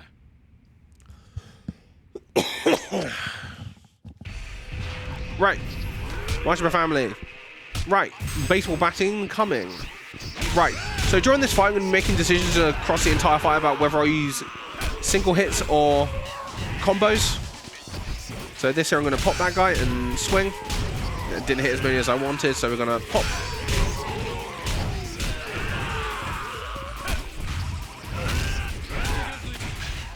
Oh, I've still got back. Wasn't looking at my thing.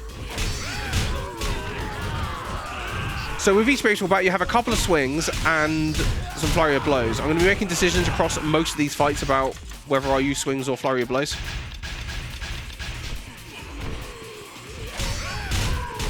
So the reason why you do the hits is actually because there's a little bit of auto-targeting with the baseball bats. So the when you do the swing, it actually kind of auto-targets onto an enemy. The reason why you do 2 is because it basically confirms the target. But I'll be real, sometimes I just swing once and pray because I'm trying to go fast out of here. Nice.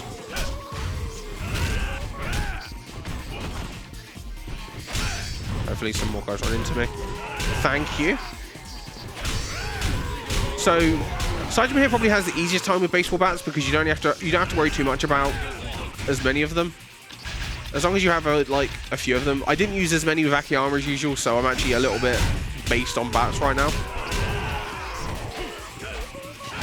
Okay, we're gonna. I tried to heat move him there, but of course. Oh, nice. We're gonna whack that guy. Right, there's a couple of guys here with multiple HP bars, so we're going to try to take these guys out first with bats. Nice. Right, that was an amazing round. So this is Minami. Minami here is basically the same, but he has a second phase where he'll pull out a... Oh my god, he drop kicked the hell out of me there. Thank you, Minami. Kick him. Pop.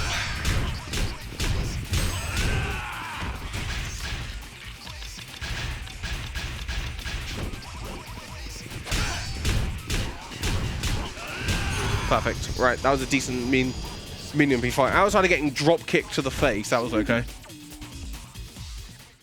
Right. So we punt him there, and then we get taken straight into the boss fight with Majima. So, as per usual in Yakuza, our boys do have to pull the shirts off for their penultimate boss fights or their final boss fights, and have a nice little conversation about it.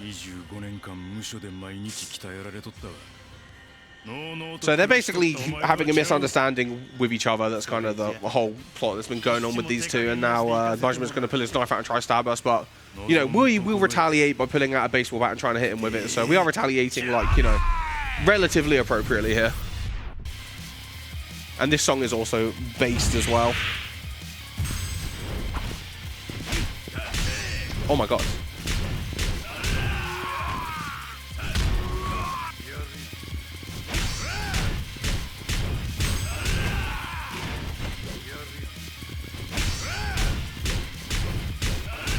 That's the best Majima fight I've had in weeks. Well done. Oh, it's really quick. Yeah. Sometimes he just doesn't want to take damage and he blocks all the time. And he has a weapon as well. So his blocks are like slightly better. And that's about halfway through the run, right? Yes. We are on our third character now. Oh, first things first, we have to watch this cutscene.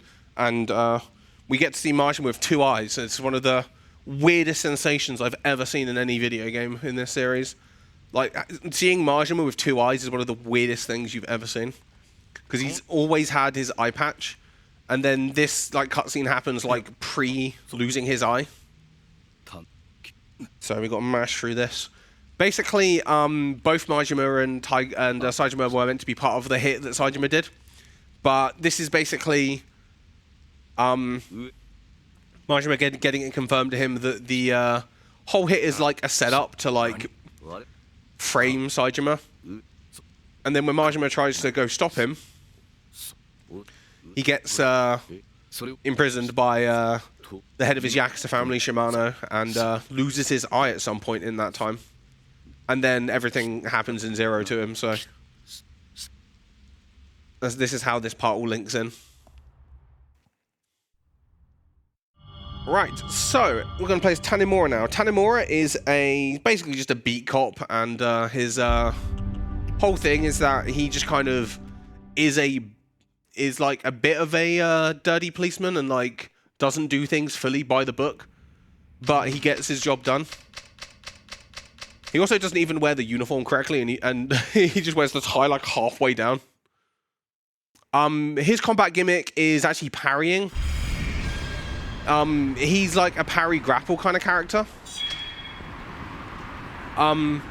So as he is one of my favorite characters to play as, like, in this series, but during a speedrun, his combat isn't, like, the most suitable for speed, because it's all about, like, waiting, being slow, and being patient, and then throwing and parrying. So it's unfortunate, but we are just going to buy some baseball bats here, like we have been doing. We're going to buy 2 of those, because we need them to bribe some people. I'm going to buy 9 baseball bats.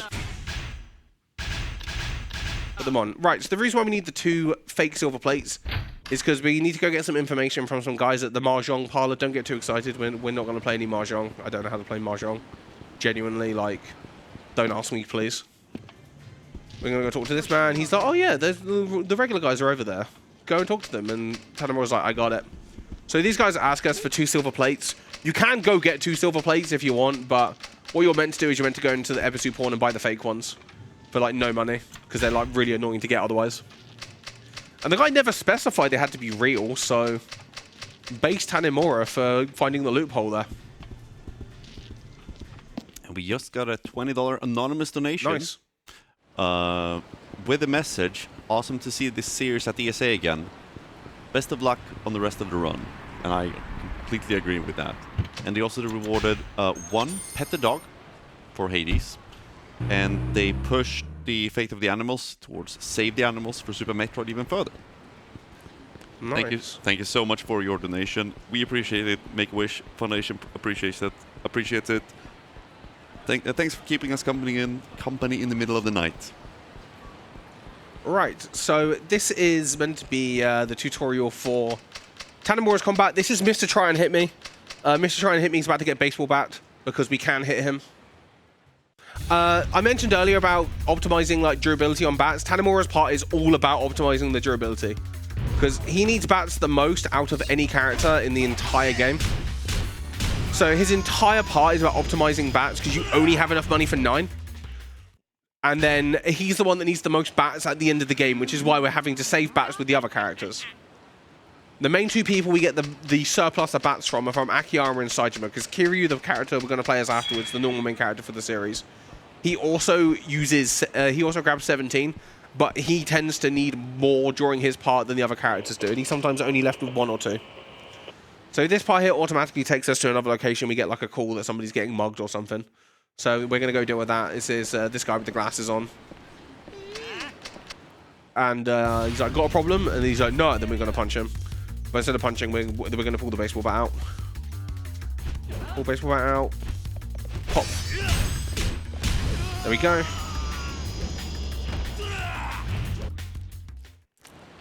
Again, I actually got the cancel there before the durability came out on the first one. And I did it again on the second one there.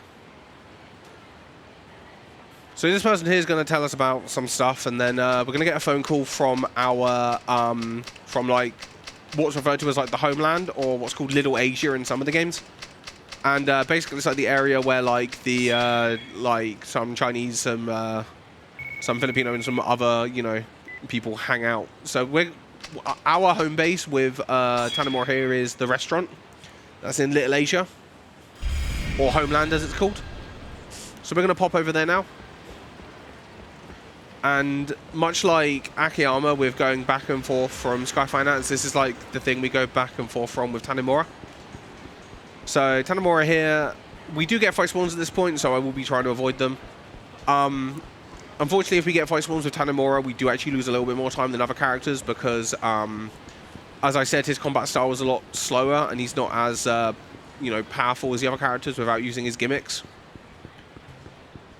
And using his gimmicks can be kind of slow, so hopefully we won't. That was a fight spawn there I passed on that corner by Millennium Tower. So luckily he didn't turn around and face me, otherwise we would have been taking another fight spawn.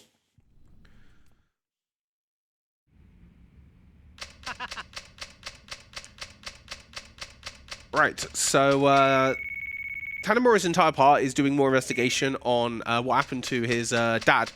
So after the hit that Saejima did, a police investigation was obviously, like, raised, and Tanimura's dad not only found out that the hit was, like, you know, not as it seemed, he also stumbled across, like, more information that will come up in a bit, so I'll get to it in a bit. But essentially, he stumbled across more information that really, like, criminalized a lot more people than just like Saejima himself for what happened. So this part here, we're going to head to Midori. You can actually leave through a different exit in Little Asia, but I am genuinely CBAing on learning how to get around here. Sometimes I'm just like, nah, I'm just going to leave through the easy method, which is right by there. So we need to head to Midori. Yasuko is actually working there. Basically, she's kind of like hiding, like laying low a little bit, working like a general job as like under a different person's name again. After she like straight up murdered someone. So we're gonna hop over here. And then some guys are gonna try and attack her. And we're gonna whack them with a baseball bat in defense. So skip this cutscene. Oh my god, it's Lily or Yasuko. Tanimura's like, me police. She's like, oh my god.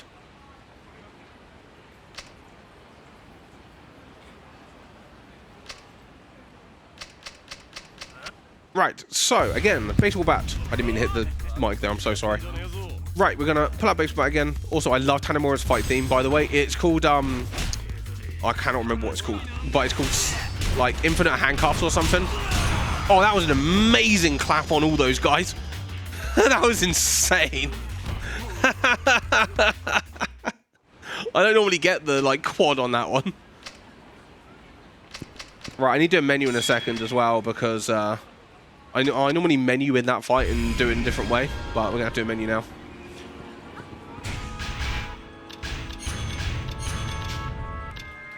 One more time.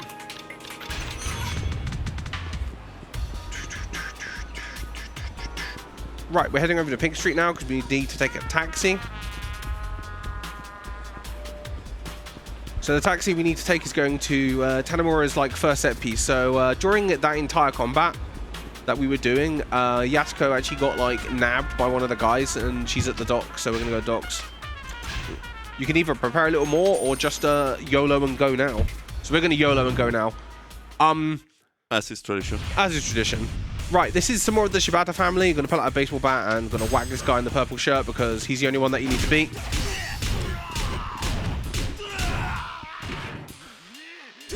Right, I'm actually gonna...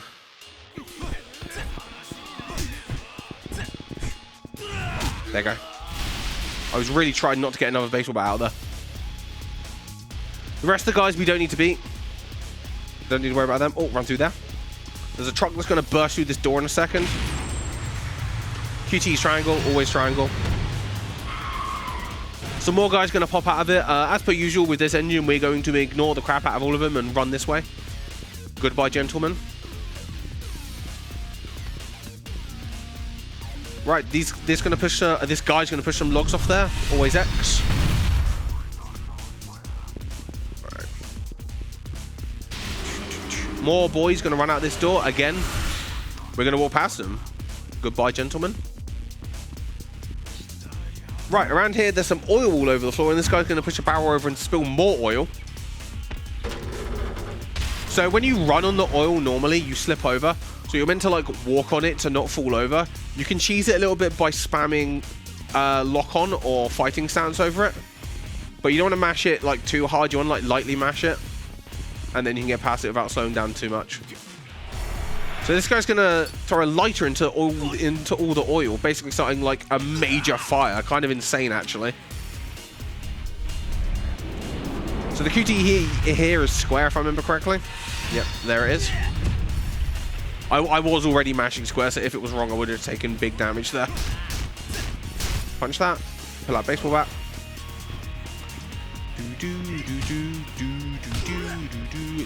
Right. If you get grabbed by that guy, sometimes this guy with the Uzi like shoots you in the back, but he didn't decide to do that there. This one, the circle. Right, this last fight we actually do have to do, unfortunately, unlike every other fight that's been in this entire set piece where we've just like legged it past them. So there's this guy here with a sword and this guy with a gun. You need to take one of them out or play a Feel the Heat. I'm gonna go after the guy with the gun first. There we go.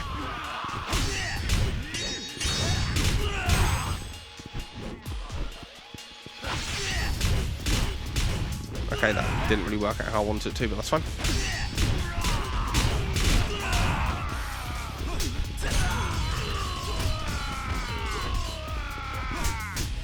Okay, right.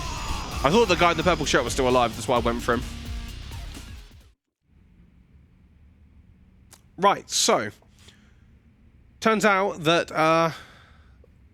Arai here, because he appears again in this cutscene, has been working with Shibata, because he also, you know, wants to be more powerful man like Kido. And this is where he disappeared to during Akiyama's story, because part of Akiyama's plot was him trying to find where Arai went, and this is where he was. So, yeah, they nicked Yasuko, and we're just gonna, you know, nick her back. And that's the end of that chapter. Right, so the start of the next chapter here, where there's a bit of a, like, there's a conversation between Tanimura and Yasuko here, where they kind of go over, like, what their motivations are. So Yasuko here is actually Saejima's sister, and she's been basically for the last, like, 20-so years trying to, like, prove his innocence, even though he actually genuinely did, like, walk into a restaurant with guns and, like, cap a bunch of people, even if it wasn't necessarily how it looked. Which eventually later it does get revealed they were rubber bullets, not real bullets. And this is one of the more famous memes in the Yakuza series, is the rubber bullets from this game. But he still technically did walk in there with rubber bullets and assault 25 people, so he did also do big bad, even if he didn't kill anyone. So the whole kind of gimmick behind the mystery is that Saejima didn't necessarily kill them, someone else finished the hit. And a lot of the plot is her trying to prove that Saejima was in fact not the killer. Which, you know, is very difficult for a 25-year-old case. And Tanimura here is trying to work out why his father had to die during his investigation of this case. And as per usual, it all comes down to corruption. There is a line in a cutscene in a bit where like one of the villains just goes, "Police corruption," and you're like, "Oh, cool, it's Yakuza game, I got it." Nah. Right, so after this cutscene, we have to go collect the money, because Yasuko still has all the cash in the briefcase. So we have to go retrieve the 100 million. It's actually in the boot of her car, or a car, inside the underground parking thing. But first things first, Tanimura needs to be kind of based here and just know how to speak Tagalog. This character here that we're about to talk to, this woman here, this is Nair. Always makes me think of Smash Bros. She's like Tanimura's like trainer person for teaching him how to do more things with his parry and like throws and different things. Again, we don't really need to speak to her. And then I want out of the tiny corridors at as little Asia as fast as I can. Right, so on the way out, we're actually going to get approached by the daughter of Zhao, who's the chef guy that we've been seeing. Basically, he went out for a little bit, and some suspicious guys approached him. So we have to go save him from the suspicious men before we go collect the money. So I'm going to quickly refresh my bats. Yeah, so the little radio noise here is every now and then there will be a little police radio thing, and there'll be like an incident or something reported, and you meant to go over there and solve it. But you don't have to do them, like they'll solve themselves, because of course they will. So Zhao's down here with a bunch of shady men in sunglasses. We're going to go bunt them with a baseball bat, because what else we going to be doing?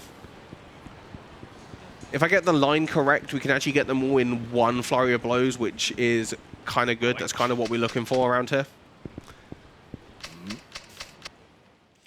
So I'm going to wedge myself into like the corner a little bit on like the right by this guy. On the right. Wedge myself in this corner. Okay, we're going to have to take it this through now. Okay. Didn't get exactly the line I wanted there, but that's fine. We can just finish off that guy with punches. Right, now that they've been dealt with, they've run off, and Zhao can go back to being a chef. Yeah. Right. There was a little purple icon over the entrance to the underground parking lot there. There's actually an easier way we can get to where we need to get to. So the car, you're meant to go through like the maze and find the car. But the car is ironically right by where the taxi point is. So we're going to go and take a taxi into the underground parking area.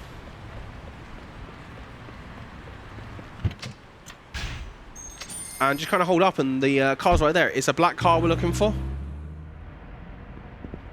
Oh, can I not get caught, please? Thank you. There we go, and the money's in there. Now we have to go back to Pink Street, because we're meant to get in touch with Katsuragi, and there's like a... As soon as we leave the underground, we get a cutscene where this guy goes, oh, I'm over here, and shows us a picture of where he is. It's right by Pink Street, so if we go to Pink Street, we can just kind of gun our way over there immediately.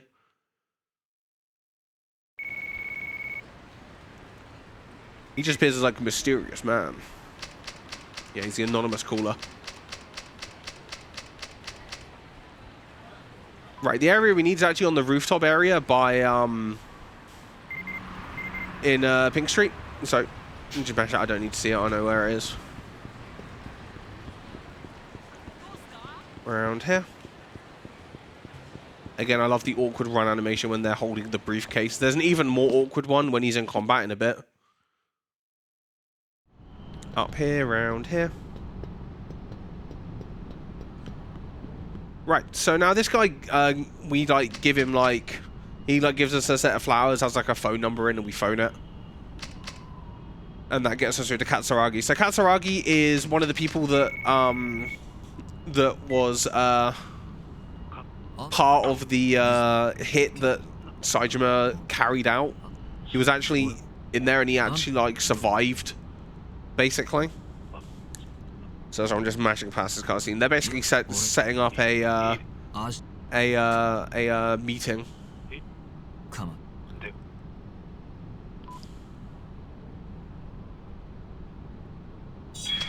Right, I'm gonna walk around here. Right, so now we gotta go back to Homeland again, and then we get to go talk to Katsuragi. So we're going to pop around here. You can take a taxi back up, but it is a little bit slower than just walking from where we are because of... You have to walk back to the taxi, so you may as well just walk up here. It's not that far. Oh, go around the policeman. Don't bump into me, please. He don't do anything. I would have just lost time. Right. So the area of Homeland, you can either go in the Homeland area from this bottom purple circle here, but I'm not going to do that because I genuinely just like going around here and going in this other direction because it's a bit more direct for me. So we're going to go up here, around here, into this area here, and then we're going to go down into the restaurant. Right, so we're actually coming up on like the only difference between PC and console. There's a cutscene that we have to sit through on console that you don't have to sit through on PC. I just like playing. I just prefer playing on the console version because of how much easier the cutscene skips and things are for all the other things. But this is like the only difference. So we're gonna walk out here. Right, out and around here. So we need to go to Millennium Tower, and that's where Katsuragi's waiting for us. We're gonna pop around here.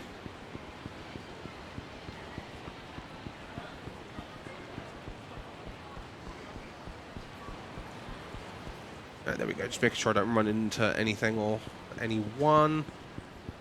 Katsuragi and Tanimura are going to have a conversation about why his dad had to die and everything that happened. Basically, everything in this game comes back to police corruption, because of course it does.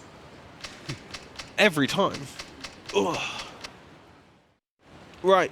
So this is a walk and talk. I can't do anything to speed this up. I'm pressing start button, pressing X, holding buttons.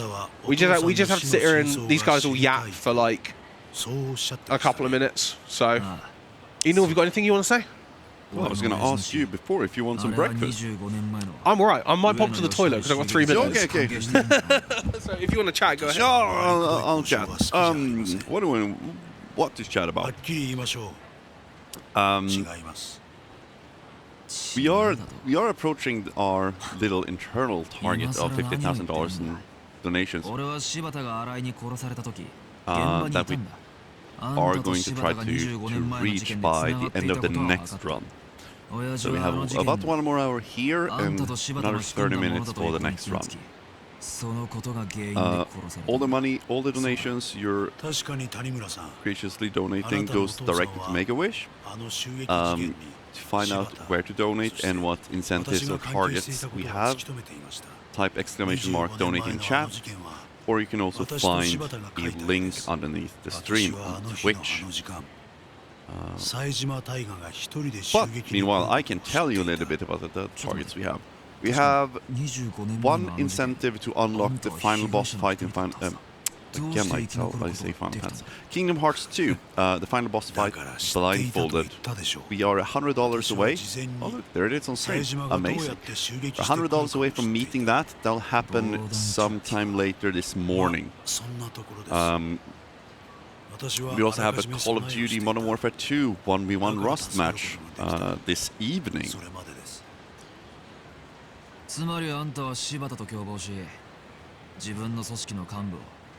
And there are other ways to support ESA and its charity. We have some cool event merch and a very limited Plum plushie, all of which you can find at speedrunstore.com. And also, if you're looking for a little nice, cute game, you can always check out Bag of Dreams. It's a deck builder that's been developed by Kepsert, who is attending this event. And there's a demo on Steam at the moment. Free to download, free to try. It's super cute. It's even got a character. One of the cards is a reference to our lovely Goosebird, who some people may have a love or hate relationship with. So now that when Rebel is back and we're waiting for the cutscene to finish, can we get some emote spam in chat? Your favorite emotes? Maybe some Plum, maybe some Goosebird, maybe some other cute animals from other streams. Just whatever you feel like. Let's carry on. We have about 1 hour to go, right? Yes. How are we looking on Esbit? Are we looking like to come in a bit under, a bit over? We should be under. Unless something goes mega wrong, we should be under. Which would never occur. Never happens. Never happens. Never happens. Never happens. Never happens. So for context, the PC version of this game can skip this cutscene by genuinely unplugging the controller mid-cutscene, tabbing out and tabbing in again, and plugging in the controller. That's shit. Then it just lets you like mash through the dialogue, and then the cutscene just ends. So after this cutscene ends, we go straight into the final set piece of Chapter 2. And then we've only got a little bit left of playing as Tanimura. Tanimura's part is actually very front-loaded in Part 1 and 2. Then the second two chapters, Chapter 2 and 4, are like pretty short. So this is where they revealed that Saejima did shoot all those people, but Saejima wasn't the one that like killed them. There was another one that finished here. It was Katsuragi that shot them all when they were already down from taking the rubber bullets.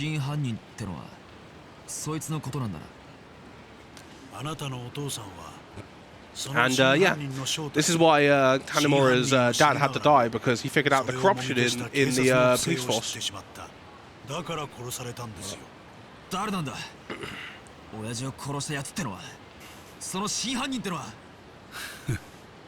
And basically, Katsuragi's entire plan here was he wanted to steal the 100 million yen, because, you know, that's a lot of money. Right, I did mention earlier that we get to use the steel briefcase as a weapon. This is when we get to use it as a weapon. It's one of the genuinely one of the best weapons in the game. It like claps everything. It has infinite durability. Better than a gun. It just goes insane. I don't think it's as good as guns on easy mode, but Tanimura, for whatever reason, can't actually use guns. He has a gun in his taunt, but he can't equip guns from the menu. Which is like funny, because he's like the only one that legally is allowed to carry a firearm.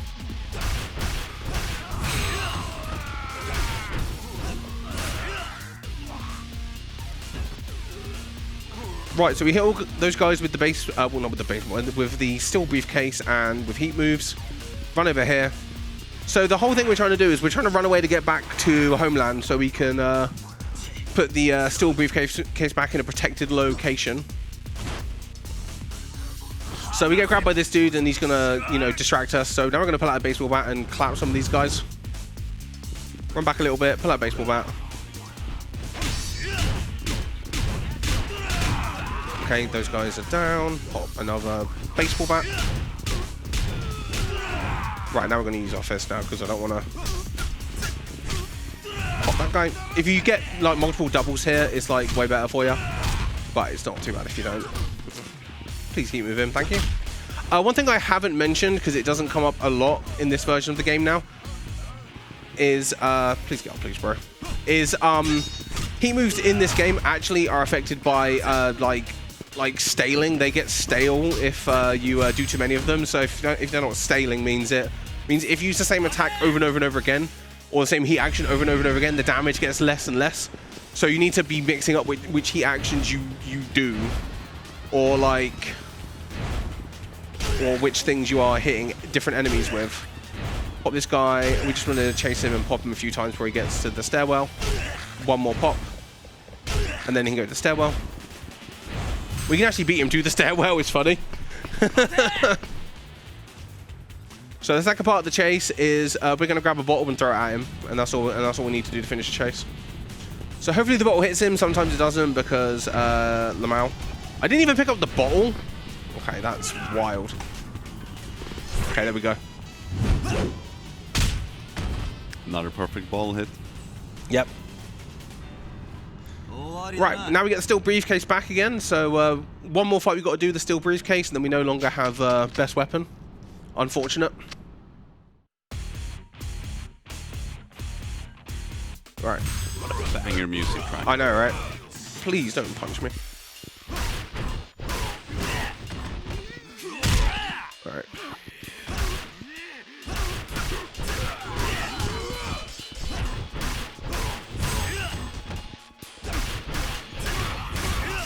Right, one other thing that's actually very important in like some fights is if you notice that guy got hit in the wall a few times, and that guy did as well.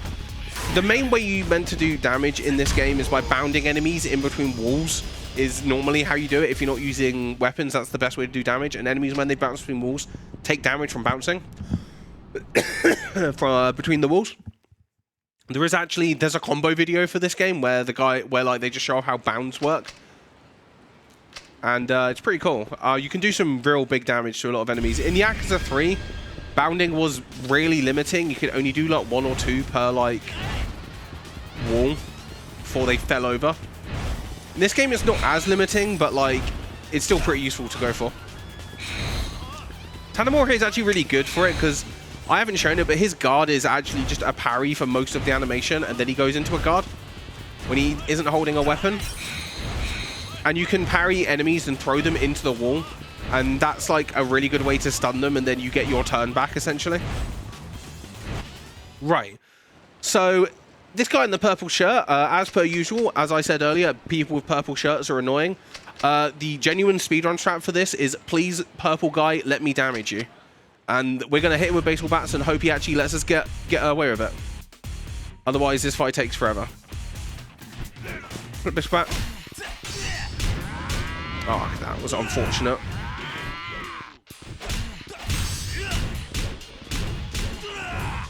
Unfortunate again.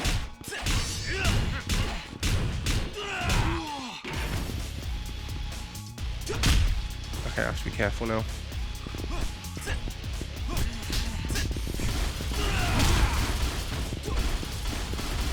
Cool, he's out now. Punch that guy. Okay, now we just got to punch these guys out because the purple shirt guy just used all my baseball bats.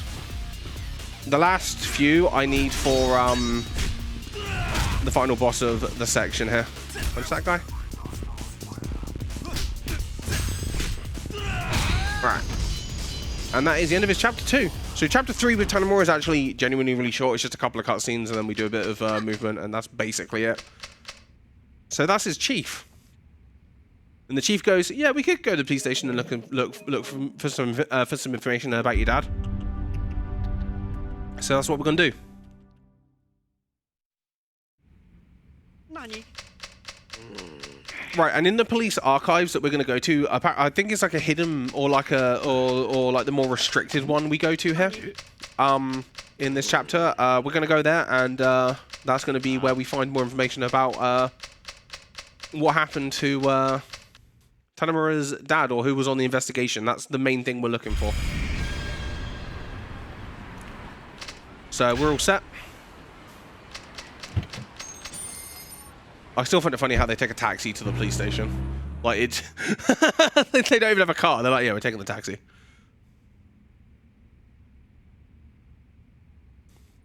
Right, so the file we need is we need to do a bit of movement down towards the this area over here. And it's in here. So the person who was on the case is actually Saguchi.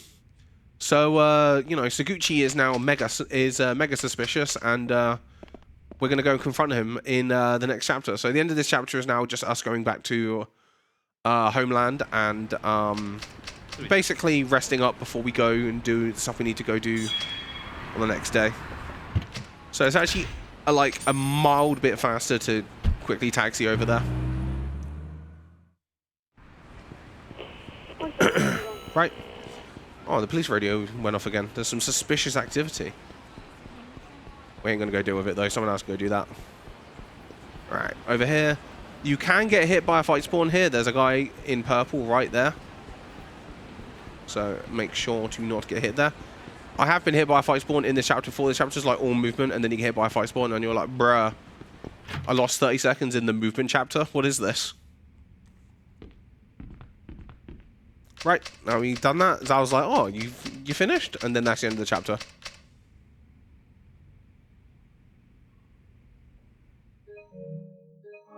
Alright. So, chapter 4 is, now that we have the 100 million yen, we're going to take it back to Akiyama. Because Akiyama is obviously the person that loaned it.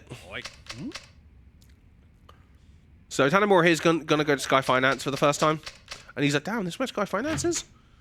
And we're going to give it back to Akiyama. And Akiyama's like, damn, I didn't realize Lily or Yasuko wanted the money to go a little bit crazy on everyone. Alright, I need to put my bats on. Right, so the fastest way to get back down there is we're actually going to go and taxi. Because we need to go all the way to the other corner of the map, the other bottom corner. Over to Tenkaichi, so we're going to go over here and taxi. While you run to the taxi. Yep, go ahead. We just got a $50 donation from Amirase. So they're saying, we're so close to $15,000. Come on, everyone. And they put those $50 towards the faith of the animals. Again, save the animals. So that's in even the greater lead now. And they also contributed to the target of Call of Duty Modern Warfare 2, the 1v1 Rust match, which is coming up fairly late tonight, our time. I don't know where you guys are, but it's very early morning over here. Yeah, we are 5 a.m. vibers right now. Yeah. Oh, almost 6 a.m. No, it's almost 6 a.m. vibers. I mean, we were, what, 4 a.m. vibers when this started? I mean, 3 a.m. vibers? Yeah, 2 a.m. vibers. 2 a.m. vibers. Midnight vibers. Midnight vibers. Closing McDonald's vibers. I did go to McDonald's before it closed. I got the delivery from Dan. Yeah. 2 cheeseburgers to last through the night. Yeah. Thank you so much, Amirase, and everyone else who's donated. We are getting really close to that $15,000 number that we set as an internal goal for ourselves. I think we're going to get there.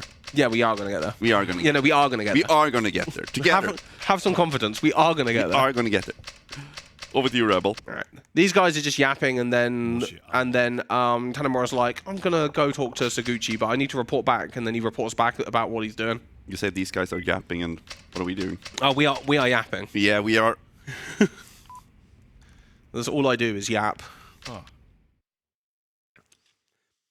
Right, so we gotta go to the pier now. There actually is a pretty difficult strat that I am gonna go for.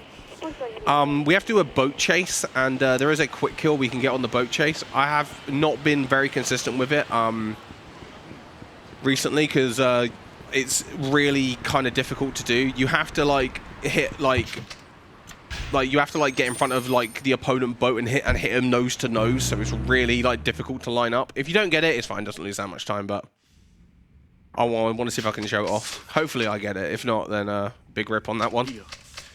If I don't get it, there's a video of it on my YouTube, so I have done it before. There is video evidence.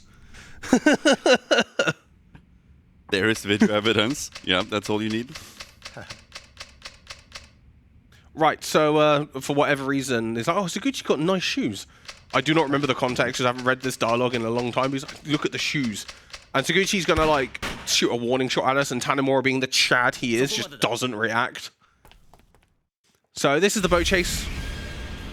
I'm going to quickly concentrate here for a second. We want to go over here.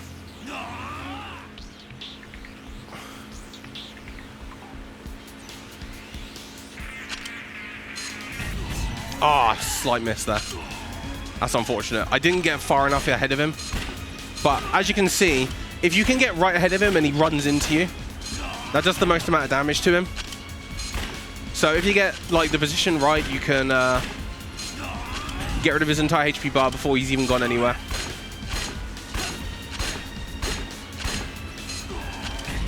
Okay, he should be done in a second. There we go. That wasn't too bad considering I missed a quick kill, but you get the idea of what you're meant to do. You're meant to like hit him like in the front. You can either go like here and he runs into you there, or you go there, or you can like diagonally go into him. It's very easy to like miss the like angle for it. So this is the final boss of Tanimura section. This is Saguchi. There's 2 QTEs at the start of this. The first one's actually slower to complete the QTE. So we're going to let it fail. We're just going to mash square for both of them. The second one we want to complete because it does like half a bar of damage to him. So this one here, just the animation's faster if you fail it. And this one here is faster to complete it, so we're going to complete this one.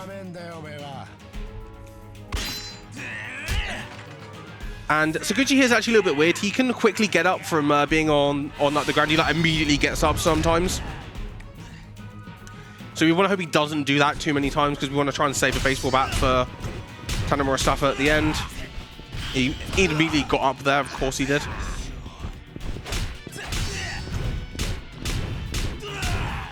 Okay, he didn't get up there, that's good. Kick him. Bop. And that's Saguchi down. That wasn't too bad considering he did a fast get up. He can fast get up on any other knockdowns. And he can really prolong the fight, make you run out of items. There's 5 cutscenes you got to skip here.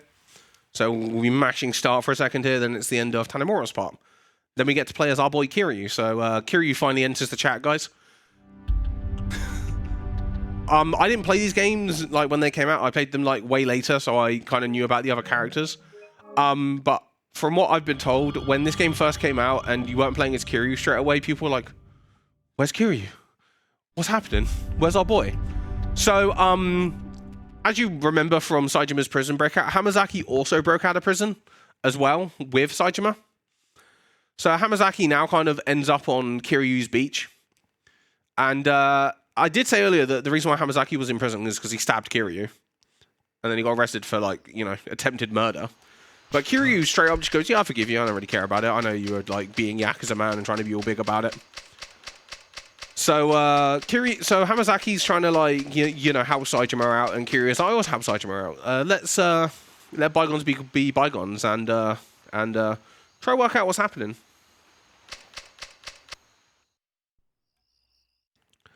Haruka, you know, kind of like justifiably being like, how can you trust a man that stuck a knife in you and tried to kill you? And Kiryu is like, happens all the time.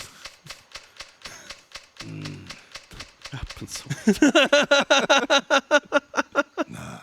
Kiryu's like, you won't understand. It happens all the time. What a time to be alive. Yeah, what a time to be alive. I mean, to be fair, Haruka is kind of being correct as being, don't trust the man that, like, put a knife in your chest. And he's like, oh, whatever, bro. I mean, everyone gets 2. Yeah. Yeah, it's the second one where you go, no, bro. Yeah, fool me once, shame. Yeah, fool me once, shame more. Right. This area for the beach, this part of the game, this chapter, is the only time we're here, and you get given a hideout for it where you can change your items and save and heal and stuff. It's like, but we're here for like this tiny section here where we can talk to some people. But basically, we're going to talk to Haruka, then we're going to leave, and then we never come back here again. This area is not actually an area you can go to in the game outside of this part of this chapter. Right, Just making sure I'm in the right place on there. I haven't really needed my notes thus far, but I've got them open in case I get lost at some point. So we're going to talk to Hamazaki again, and we're going to go to the police station now.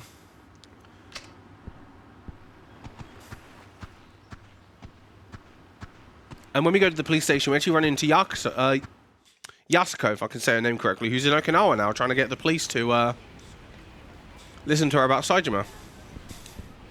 And obviously they're being like, what are you talking about? Like, what? Like, what? No. And because those two both heard Saejima's name, they're like, oh yeah, we'll listen to you. So Kiryu takes them both to here. This is Tamashiro's office from Yakuza 3. This is where you punch Tamashiro in the face.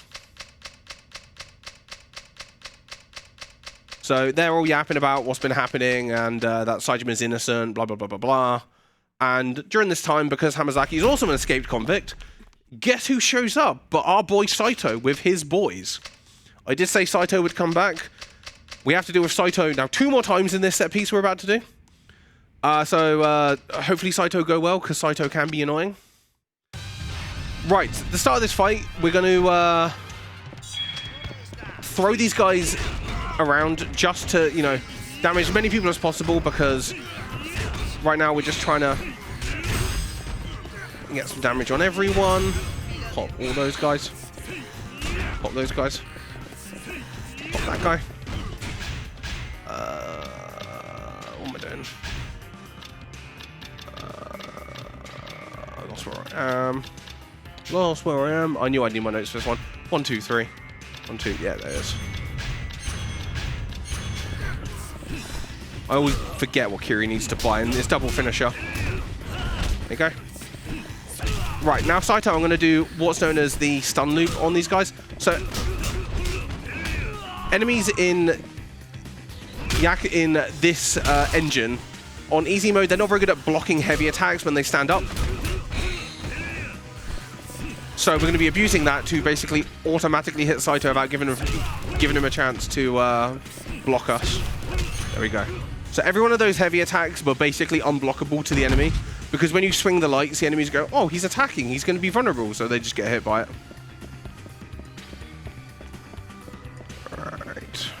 Right. So during this section, as I mentioned during Saejima, I was avoiding picking up the items, but with Kiryu, I'm actually going to pick up the items because I need them. So we need to sell more items with Kiryu than we did with Saejima. So we actually need the ones we get from random drops and things. Go. Pop that guy. Grab the shoddy pistol. One around here. Saito's going to try and swing at us again. So we're just going to cap him with a few bullets.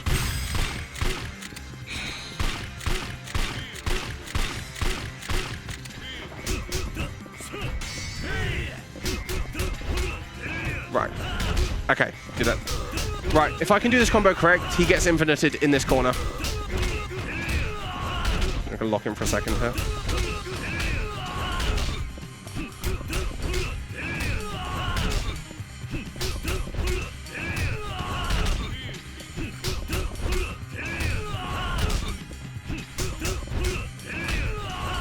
Okay, this is perfect. Okay, that was fine. Last combo kind of whiffed a bunch of it, but that's fine. There we go. Man's locked in. Man's locked in. Saito wasn't too bad that time. I like how his face just went through the stair there. Just like... Ooh. Right. So that's the end of Kiryu's first chapter. Kiryu's first couple of chapters aren't incredibly long. So chapter 2 and 3 are basically just kind of... Chapter 2 is like all cutscenes and like movement. Basically, now that we've dealt with Saito... Hamazaki got injured during that whole escapade with Saito, so he's in the hospital now. And now we're in Kamurocho with Kiryu. So Kiryu comes to Kamurocho with Yasuko to you know, do his classic, go to Serena, and then we're gonna go see what's happening at the Millennium Tower afterwards. The 2 classic places that Kiryu goes to whenever he ends up back in Kamurocho. Oh yeah, it's Akiyama. Right, so they're just talking about like what's happened with like the with the police investigating Sky Finance, and Akiyama's, I don't know what's happening. They're just looking into my business. So again, always get the cutscene of the Tenkaichi sign every time. So now we're going to go over here. Again, camera down. So Serena's over here. There's a truck in front of it. It don't really change anything. They comment about the truck. Oh, there's a truck there. But then we're just going to go over into here. So this is Date. Date is one of Kiryu's friends that helps him throughout different games in Kamurocho. He's a police detective in some games. He's a reporter in some games. He becomes a police detective again in other games. He just gets bored. He's like, I'm done being a police detective. I'm going to be a reporter. Then afterwards, I'm done being a reporter. I'm going to go back to being a police detective. And currently, he's covering the bar work for his partner who runs the bar here in Serena. So Kiryu's going to ask Date to look after Yasuko while he goes out and looks for some more information. And we're going to go do that. So there is an item we need to pick up with Kiryu. It is related to locker keys. There's actually a dude stood by the locker keys, and he gives you an item called the locker key locator or finder. And we're going to grab it, but we don't actually need it to find any locker keys. We're going to sell it because it sells for 500 or like 5,000 yen or something. It sells for like quite a decent bit of money. And we're going to use that money to buy some baseball bats because we need more baseball bats. So Date and Kiryu are having a conversation about something there. So Kiryu's going to get a couple of text messages here. We're just going to mash through them. He's going to get another one up here. Here we go. There's a fight spawn there. That guy in blue. Avoiding the hell out of him. Good. That's a policeman there. We don't need to worry about him. Right, these guys. Right, so this guy on the corner here, this guy in the grey. So Kiryu's endpoint is just a cutscene trigger right here, but we're going to quickly grab that from this guy. And that's the end of the chapter. Nice. One chapter left? 2 with Kiryu and then the finale. Nice.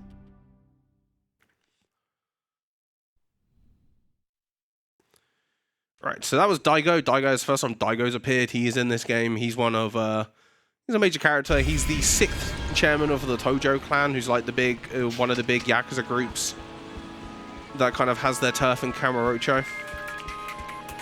Right, so now it's raining. So because it's raining, we're gonna go buy baseball bats. So we need to go back to Serena, but we can actually take a little bit of a detour to go around this way and go past Ebisu Pawn to do that. Oh, that's unfortunate.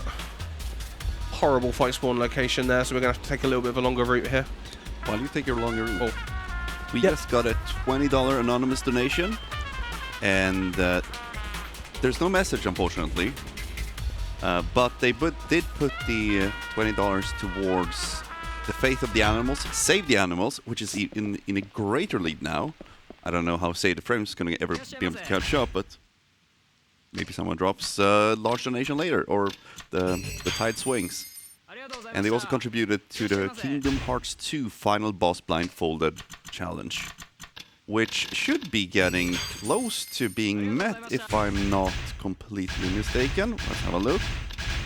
We're $80 away from achieving that, and that's several hours in the future, so we're gonna get there. Again, we will get there. We will get there, and that puts us very close to our internal target for this morning of $15,000. We are just $56 away. All right, so we're gonna go back to Serena. There's a fight spawn there, but that should be okay. Again, we get the jazzy, music again. Okay, I didn't get past him. Rebel. Yeah. Important message from me. Go ahead. What's the time? What's the time? 6:07. Bruh. Bruh, 6-7ing over there.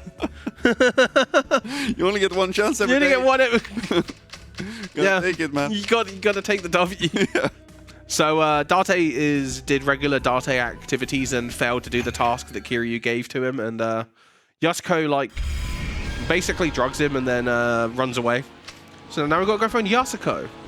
Right, you can actually get some really horrible fight spawn locations during this section. So hopefully, if I do get them, I can avoid them. So Yasuko here is, because she's met both Tanimura and Akiyama, she's kind of going with them to, this is one of the fight spawns to avoid. So this is how you avoid them if you get one. You need to run back here. This guy's going to stop running eventually, and then we're going to run this way. And that's the way you avoid them, but you can get unlucky with NPCs like spawning in your way or like running into you. Oh, I hate it when they go back to the default location. You're so close to getting caught by that guy when he's in that position after the cutscene, but you have like a slight moment to walk without it triggering. Alright, walk around here. I love this bit. Kiryu's like, where the hell is she gone? I don't know where she is. Turns around and she's just right there.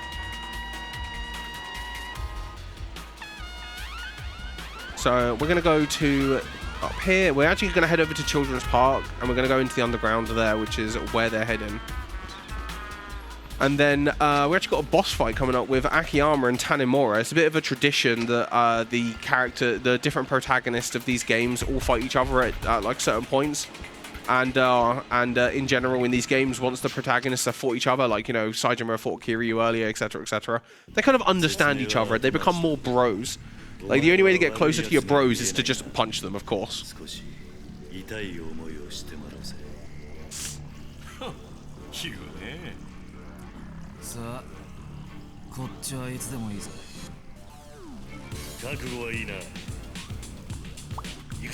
Right. So this fight here is another fight with a QTE you can avoid, but it's actually genuinely really difficult to get the avoid here. You have to be very specific with your damage, and I will probably miss it. So you need to run backwards here, do this.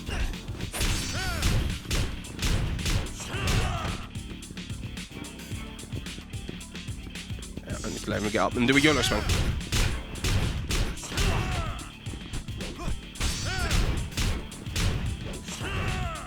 Yeah, I missed it, it's fine. Tanimura will get taken out from this. You have to like hit them both at like specific times, because if you get one of them to low HP, this just activates like immediately. You need to like defeat one of them before that happens, essentially. So I'm gonna put my baseball bat away because I don't want to waste another one. And that should take out Akiyama. Oh, he's a little bit left. There he goes. Wasn't too bad. Just taking the QT is fine there.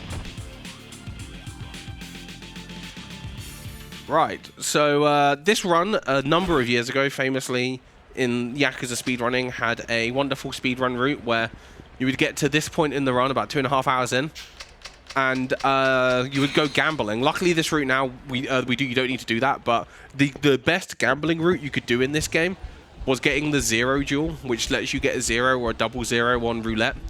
You just had to pick which one it would be at this point in the game. There's no save points nearby, so you just get this one. You're like, yeah, one shot the dice roll real quick. But the metal bat route I've done in this run doesn't need to do that at all, which is very useful. But that used to be the optimal way to get the weapons that we needed. So the start of this chapter is, oh dude, apparently Yakuza Kiwami 3's been installed. Nice. So at this point in the story, these guys have all punched each other. They've all become big friends. All that good stuff. And now that they've all become friends, they're basically sharing the information they have with each other, etc., etc. Then Kiryu's going to have a quick conversation with Katsuragi. And Katsuragi basically goes, yeah, if you want to, like, you know, have an actual conversation with me in person, you need to get past all my men at Kamurocho Hills, which is the big tower at the top where Purgatory used to be. And these two guys, Akiyama and Tanimura, are like, Kiryu, that's suicide. You'll never get through there. And anyone who's ever played the Yakuza game will go, yeah, that's light work, easy money. Like 50 people, easy. Easy money. Come on, give me a challenge, man. Yeah, he's like, come on, bro. Like, me get somewhere? Easy. My favorite part of this conversation is Katsuragi basically just goes, you are a crap negotiator for a legendary Yakuza. And Kiryu's like, oh, yeah, I was never the negotiator. Kiryu's like, I just punch people. Right. So basically, the main point of the police corruption that was mentioned earlier is a guy called Munakata, who's currently like the chief operation police guy. And so Katsuragi will give us some more information on him if we can get to him at the top of Kamurocho Hills. And he's like, you must come alone. They were like, alone? That's crazy. And again, that's crazy. And we're just going to easily go and get there. Right, the florist is going to give us a quick phone call and go, yeah, I know you're going to Kamurocho Hills. And then he's like, yeah, I'm going to go do that. Right, so we're going to go take a taxi to go up there because we're at the bottom left-hand corner and it's at the top right-hand corner of the map. So running across the whole city would be mega slow. We're not going to do that. We're going to go taxi to the top corner. Big taxi, let's go.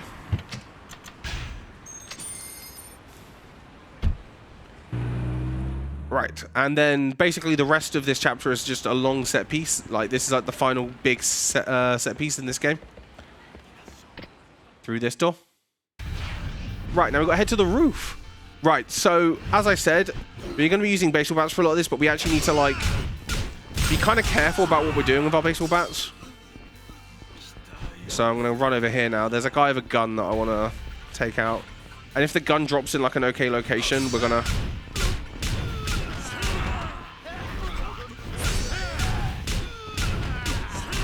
take out that guy. There it is. Good.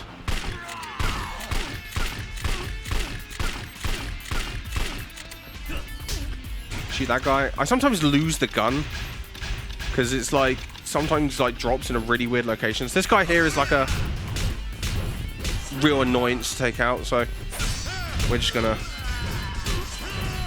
Okay. There you go. Oh my god, Kiryu, can you like?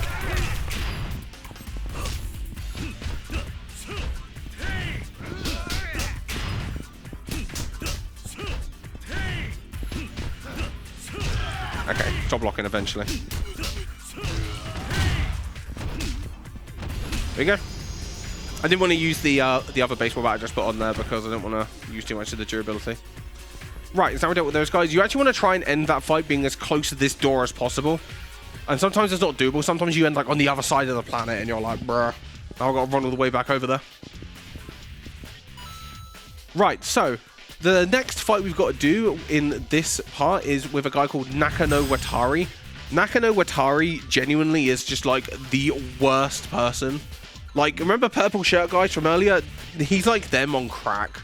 He's like so annoying.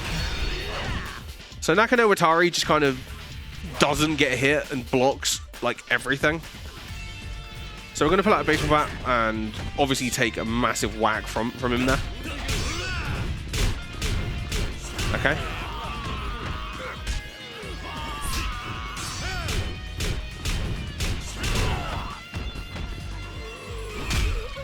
Okay, I'm locking in for a second. Oh, okay, I didn't mean to do that. Okay, we're just going to pull out a baseball and just swing at this man.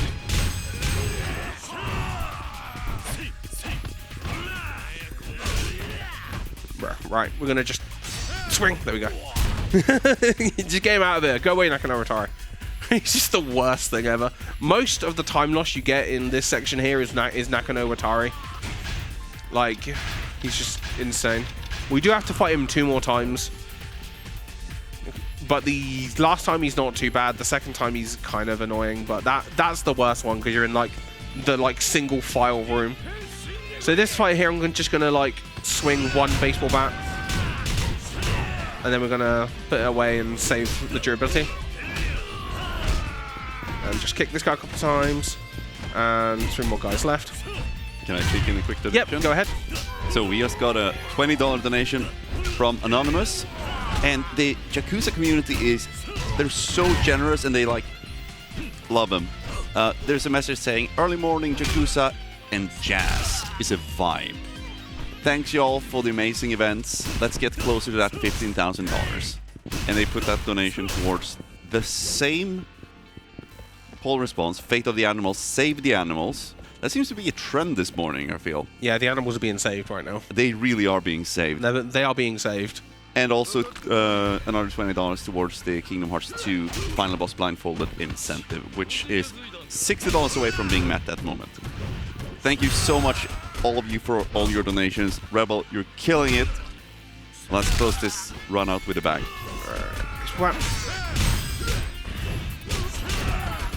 Cool. I actually got Nakano Rotari really well there. That's nice. Kick that guy. There's one more dude over here who's like, what? He's on the other side of the planet, bro. Right. So there's actually a guy coming up with a shoddy pistol. We're going to grab the shoddy pistol because we want to shoot a couple of guys. Right, there he is.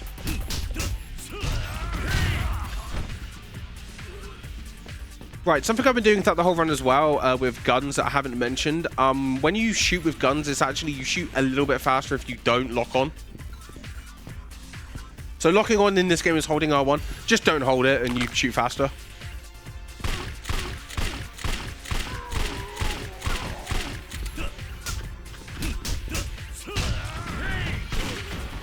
Lovely. Got to take a shot there. Blam, my one baseball bat. And as another little side note, while I've been sitting here, I've been getting notifications on my phone. The Plum plushies are flying all over the world. They're going to Japan, they're going to America, they're going to Canada. So there's only 100 available. And once they're gone, they're gone. So if you don't want to miss out on the Plum plushie, this is really your only opportunity. Right. So we're going to walk over here. These guys are going to like stop us from getting into the lift. Guy just has another shotgun. The shoddy shotgun is kind of a bit of a broken weapon. It's kind of got a couple of things that are wrong with it. Sorry, real quick.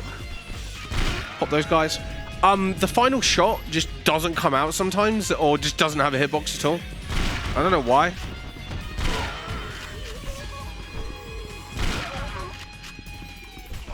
Alright, can you get up, please, boys?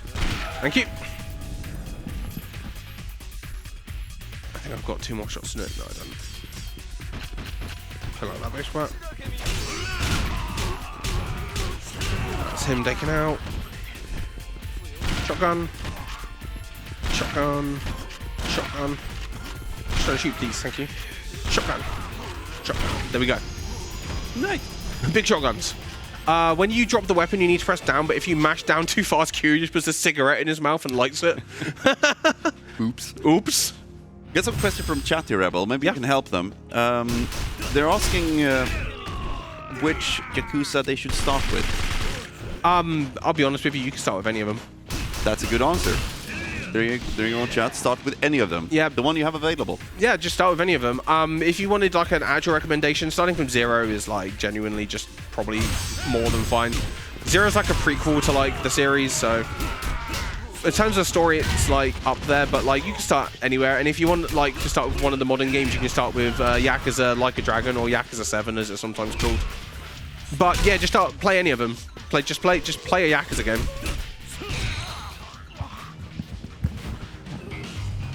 Right. Baseball bats. Over here. Outside. Right. There's a dude with a shoddy pistol here we're going to grab. Pop that. We do need to drop it for a second here to destroy this wall, but it is useful to pick up because we need it for a fight. Right. There's a guy with a little gun here that can sometimes shoot you, but he's not always on it. Right. That's literally that's QTE from Yakuza 3. They just reuse it. They love reusing assets in this series. Like the old Disney animations. Yeah, basically.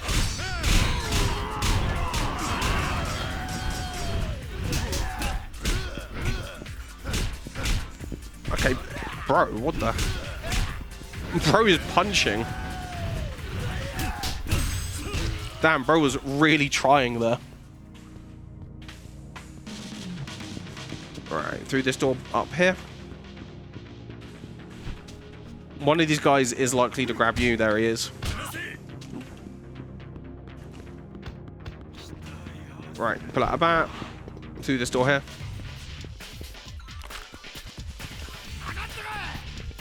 Alright, I'm going to try and line up myself in the middle here. swing there. Okay, didn't get exact. Oh, I accidentally pressed down. There he's lighting a cigarette. Oh my god, these guys are like going nuts on me today, bro. When they get the red aura, they like get more aggressive. Basically, is the gimmick of that. Right, a couple more fights we got here in this section. The next room we're gonna go into, all the lights are turned off, so big scary in that room. There's going to be a bunch of guys in that room. There's a guy with a shoddy pistol that I want to take out and use him to like, and then use that to destroy the rest of them. But I'm going to swing one full baseball bat and then that will do that. So that guy there tries to swing at me. I'm going to baseball at that man. Go over here, baseball at this man. Because he has a shoddy pistol.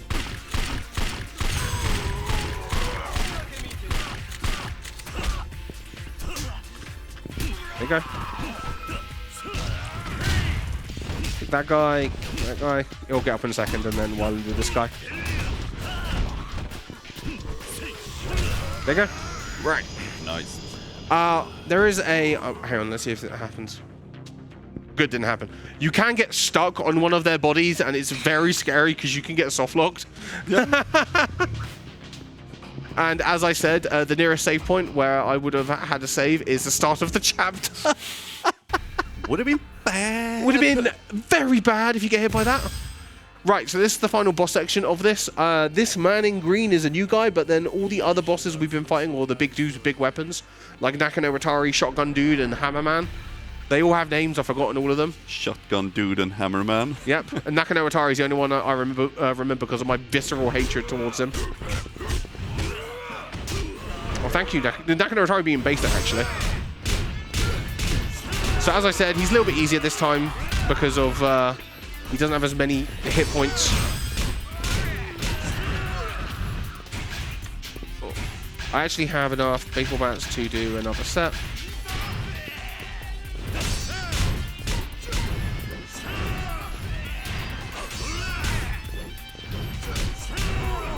That guy dealt with.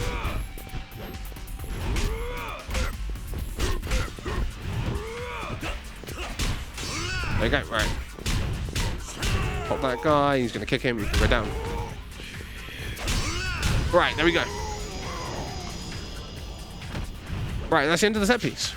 And we go up to the roof, big story event happens, Yatsuko gets shot and she kind of dies. Saejima is not really like proven innocent, but he is innocent. And now we're in the finale.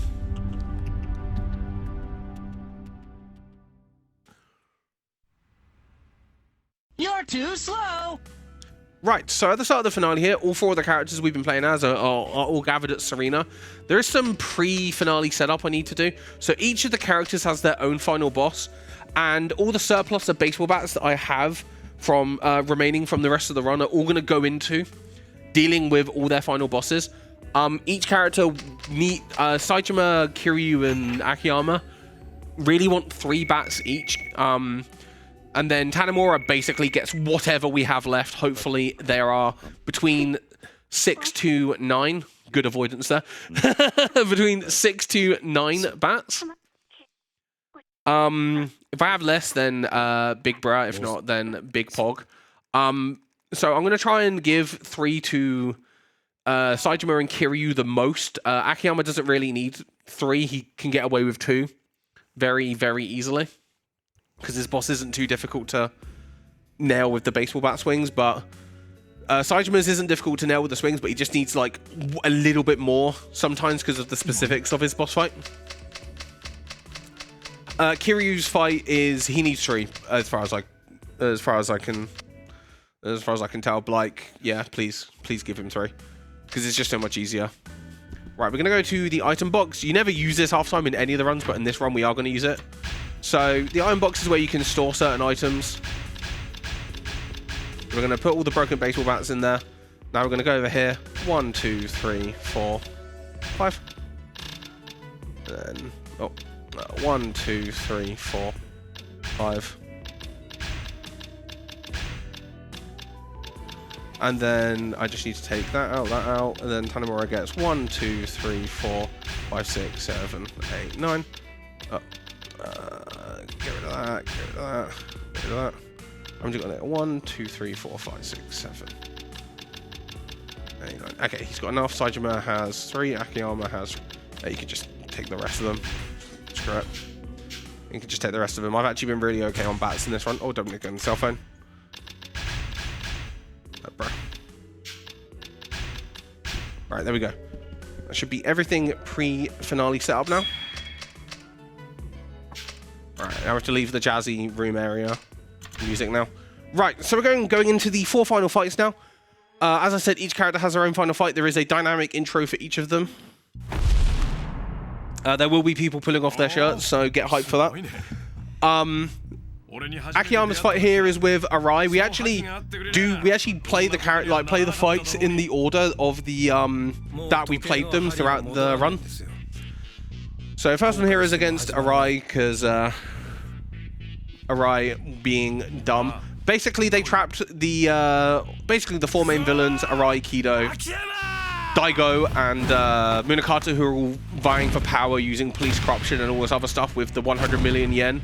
And then they got a helicopter to blow all the money away. This is big memes that happens. Right, so at the start of this fight here, we're going to quickly go into the menu. We're going to equip 3 bats. And then chug a beer, because we haven't chugged a beer in a while. Then we're going to swing. Whack that guy into the wall. Kick him in the stomach. Hit into swing. Put that baseball bat. Hit into swing. Kick him in the stomach. That's the end of Arai. So as I said, Akiyama can get away with 2 bats most of the time. I had enough of a surplus to put 3 in there. Right. Now Kido gets to fight Akiyama, because Kido here is trying to take his big chance to get some money. Saejima's about to say one of the most famous lines in this entire game. Shout outs if you know it. So this entire conversation is about like them being like, yeah, you should take the chance, and then Saejima's being like, well, yeah, I told you to do it, bruh, but I am going to punch you for it. Right. So at the start of the fight, I'm going to do pretty much the same thing, but Kido actually has a couple of extra phases at the end.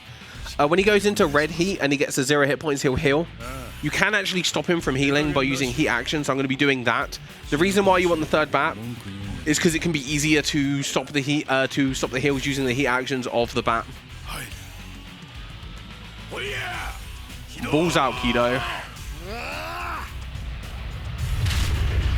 Right, I'm going to run back and grab the item that's in this fight. There's a Standman Royale at the back of the arena.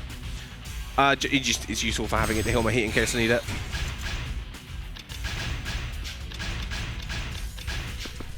Baseball bat.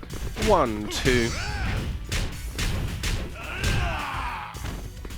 Kick him in the stomach like we've been doing. Single hit into bat. He's going to fall over again. Okay, that's fine. Okay, there we go. Got the lock on. Kick in the stomach. And this take him down to no hit points. There we go, so now we're going to do that. He's going to heal, so we're going to hit him with a baseball bat heat action. And he will heal again, so we're going to quickly pause, go into here, use Standman Royale. He's going to heal again. No, do not do that. You're going to take a heat action for that. Right, he's going to do his QTE here, but we can avoid the entire field of heat by just mashing square and failing the QTE. Then we're going to mash X to stand up again and just swing and hope we hit him. And that's the end of the Kido fight. Right, so the Daigo fight is the next one with Kiryu. Daigo here is very annoying. He really wants to do his QTE. Oh, I just realised I literally told a lie and said that we fight them in the order. I genuinely forgot the order for a second there. Yeah, we don't fight them in the order. We fight Kiryu and Tanimura the other way around. Because the final boss fight is against Munakata. Genuinely dumb moment from me in the brain department. Speaking of dumb things, go ahead. A little while ago, we did get over $15,000. Nice. That's not a dumb thing. Big That's W's. That was a terrible segue. And the donation came from John Yakuza with a message, "For my next trick, I'll become a legend in baseball." I don't know what that means, but I like it. Yeah. By the way, I just accidentally watched like part of a cutscene because I forgot to skip it. I was like, why isn't the fight started? Oh, I haven't skipped the cutscene, the pre-fight cutscene into the pre-fight cutscene. And the donation was towards the fate of the animals, save the frames, so closing the gap. Yeah. And also towards Call of Duty Modern Warfare 2, the 1v1 Rust match. Nice. Coming up later tonight. Awesome. Thank you so much for your donation.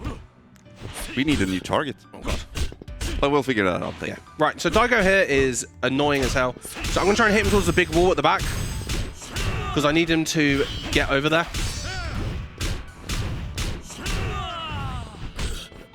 Okay. Please. Yep, of course that was going to happen because he didn't fall over. So this doesn't matter too much. This one isn't that long. This one's only about 25 seconds.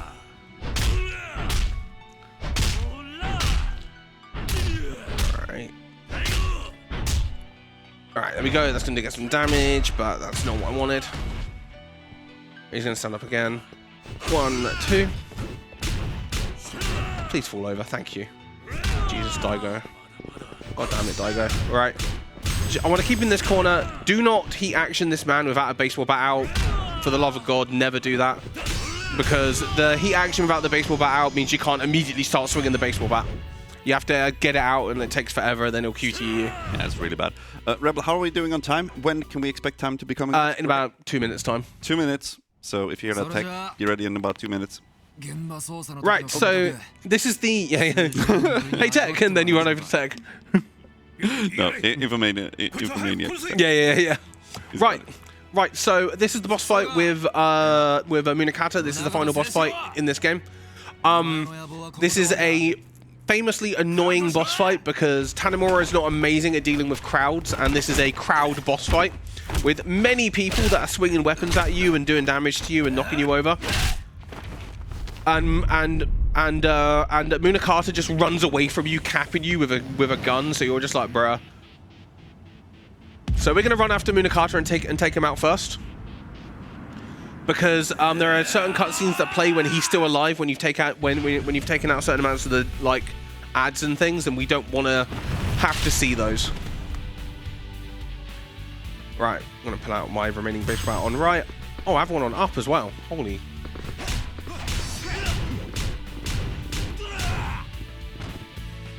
Right.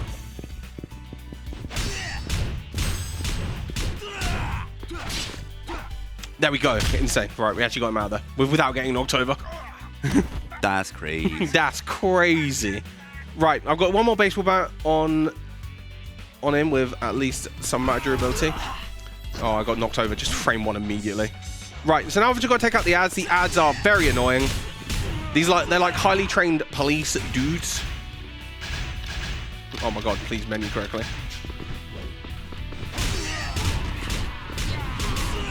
There we go. Okay, that was not good.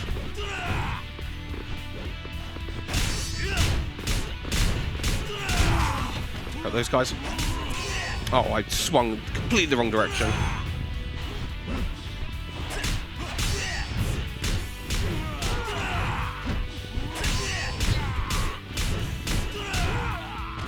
Stamp on that guy's face.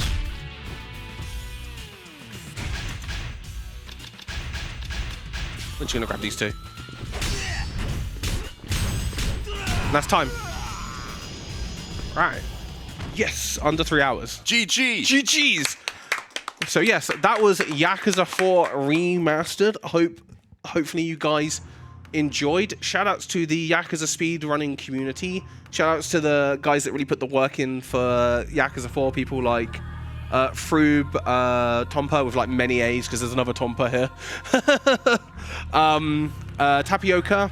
If you want to learn any of the Yakuza games, feel free to check out the Discord. I'm gonna not get SDMCA'd for a second here. Shout outs to, if you want to learn any of them, just go to the speedrun.com, go to the Discord, grab any of the notes from there, ask any questions, go have fun, play some Yakuza, and yeah, that's it from me. Enjoy. I think it's Edenal next. That is correct. Thank you, everyone who donated during the run. We met our target, right? Yeah, we went in. Amazing, and even over. Yeah. Thank you to all the guys and girls in chat who kept us company, who were sharing and making memes with John Yakuza. I'm gonna head over to set up the next run. I'm gonna leave the fundraising role to Melvo, and we will be right back with Tiny Toons Adventures after a little break. Cheerio.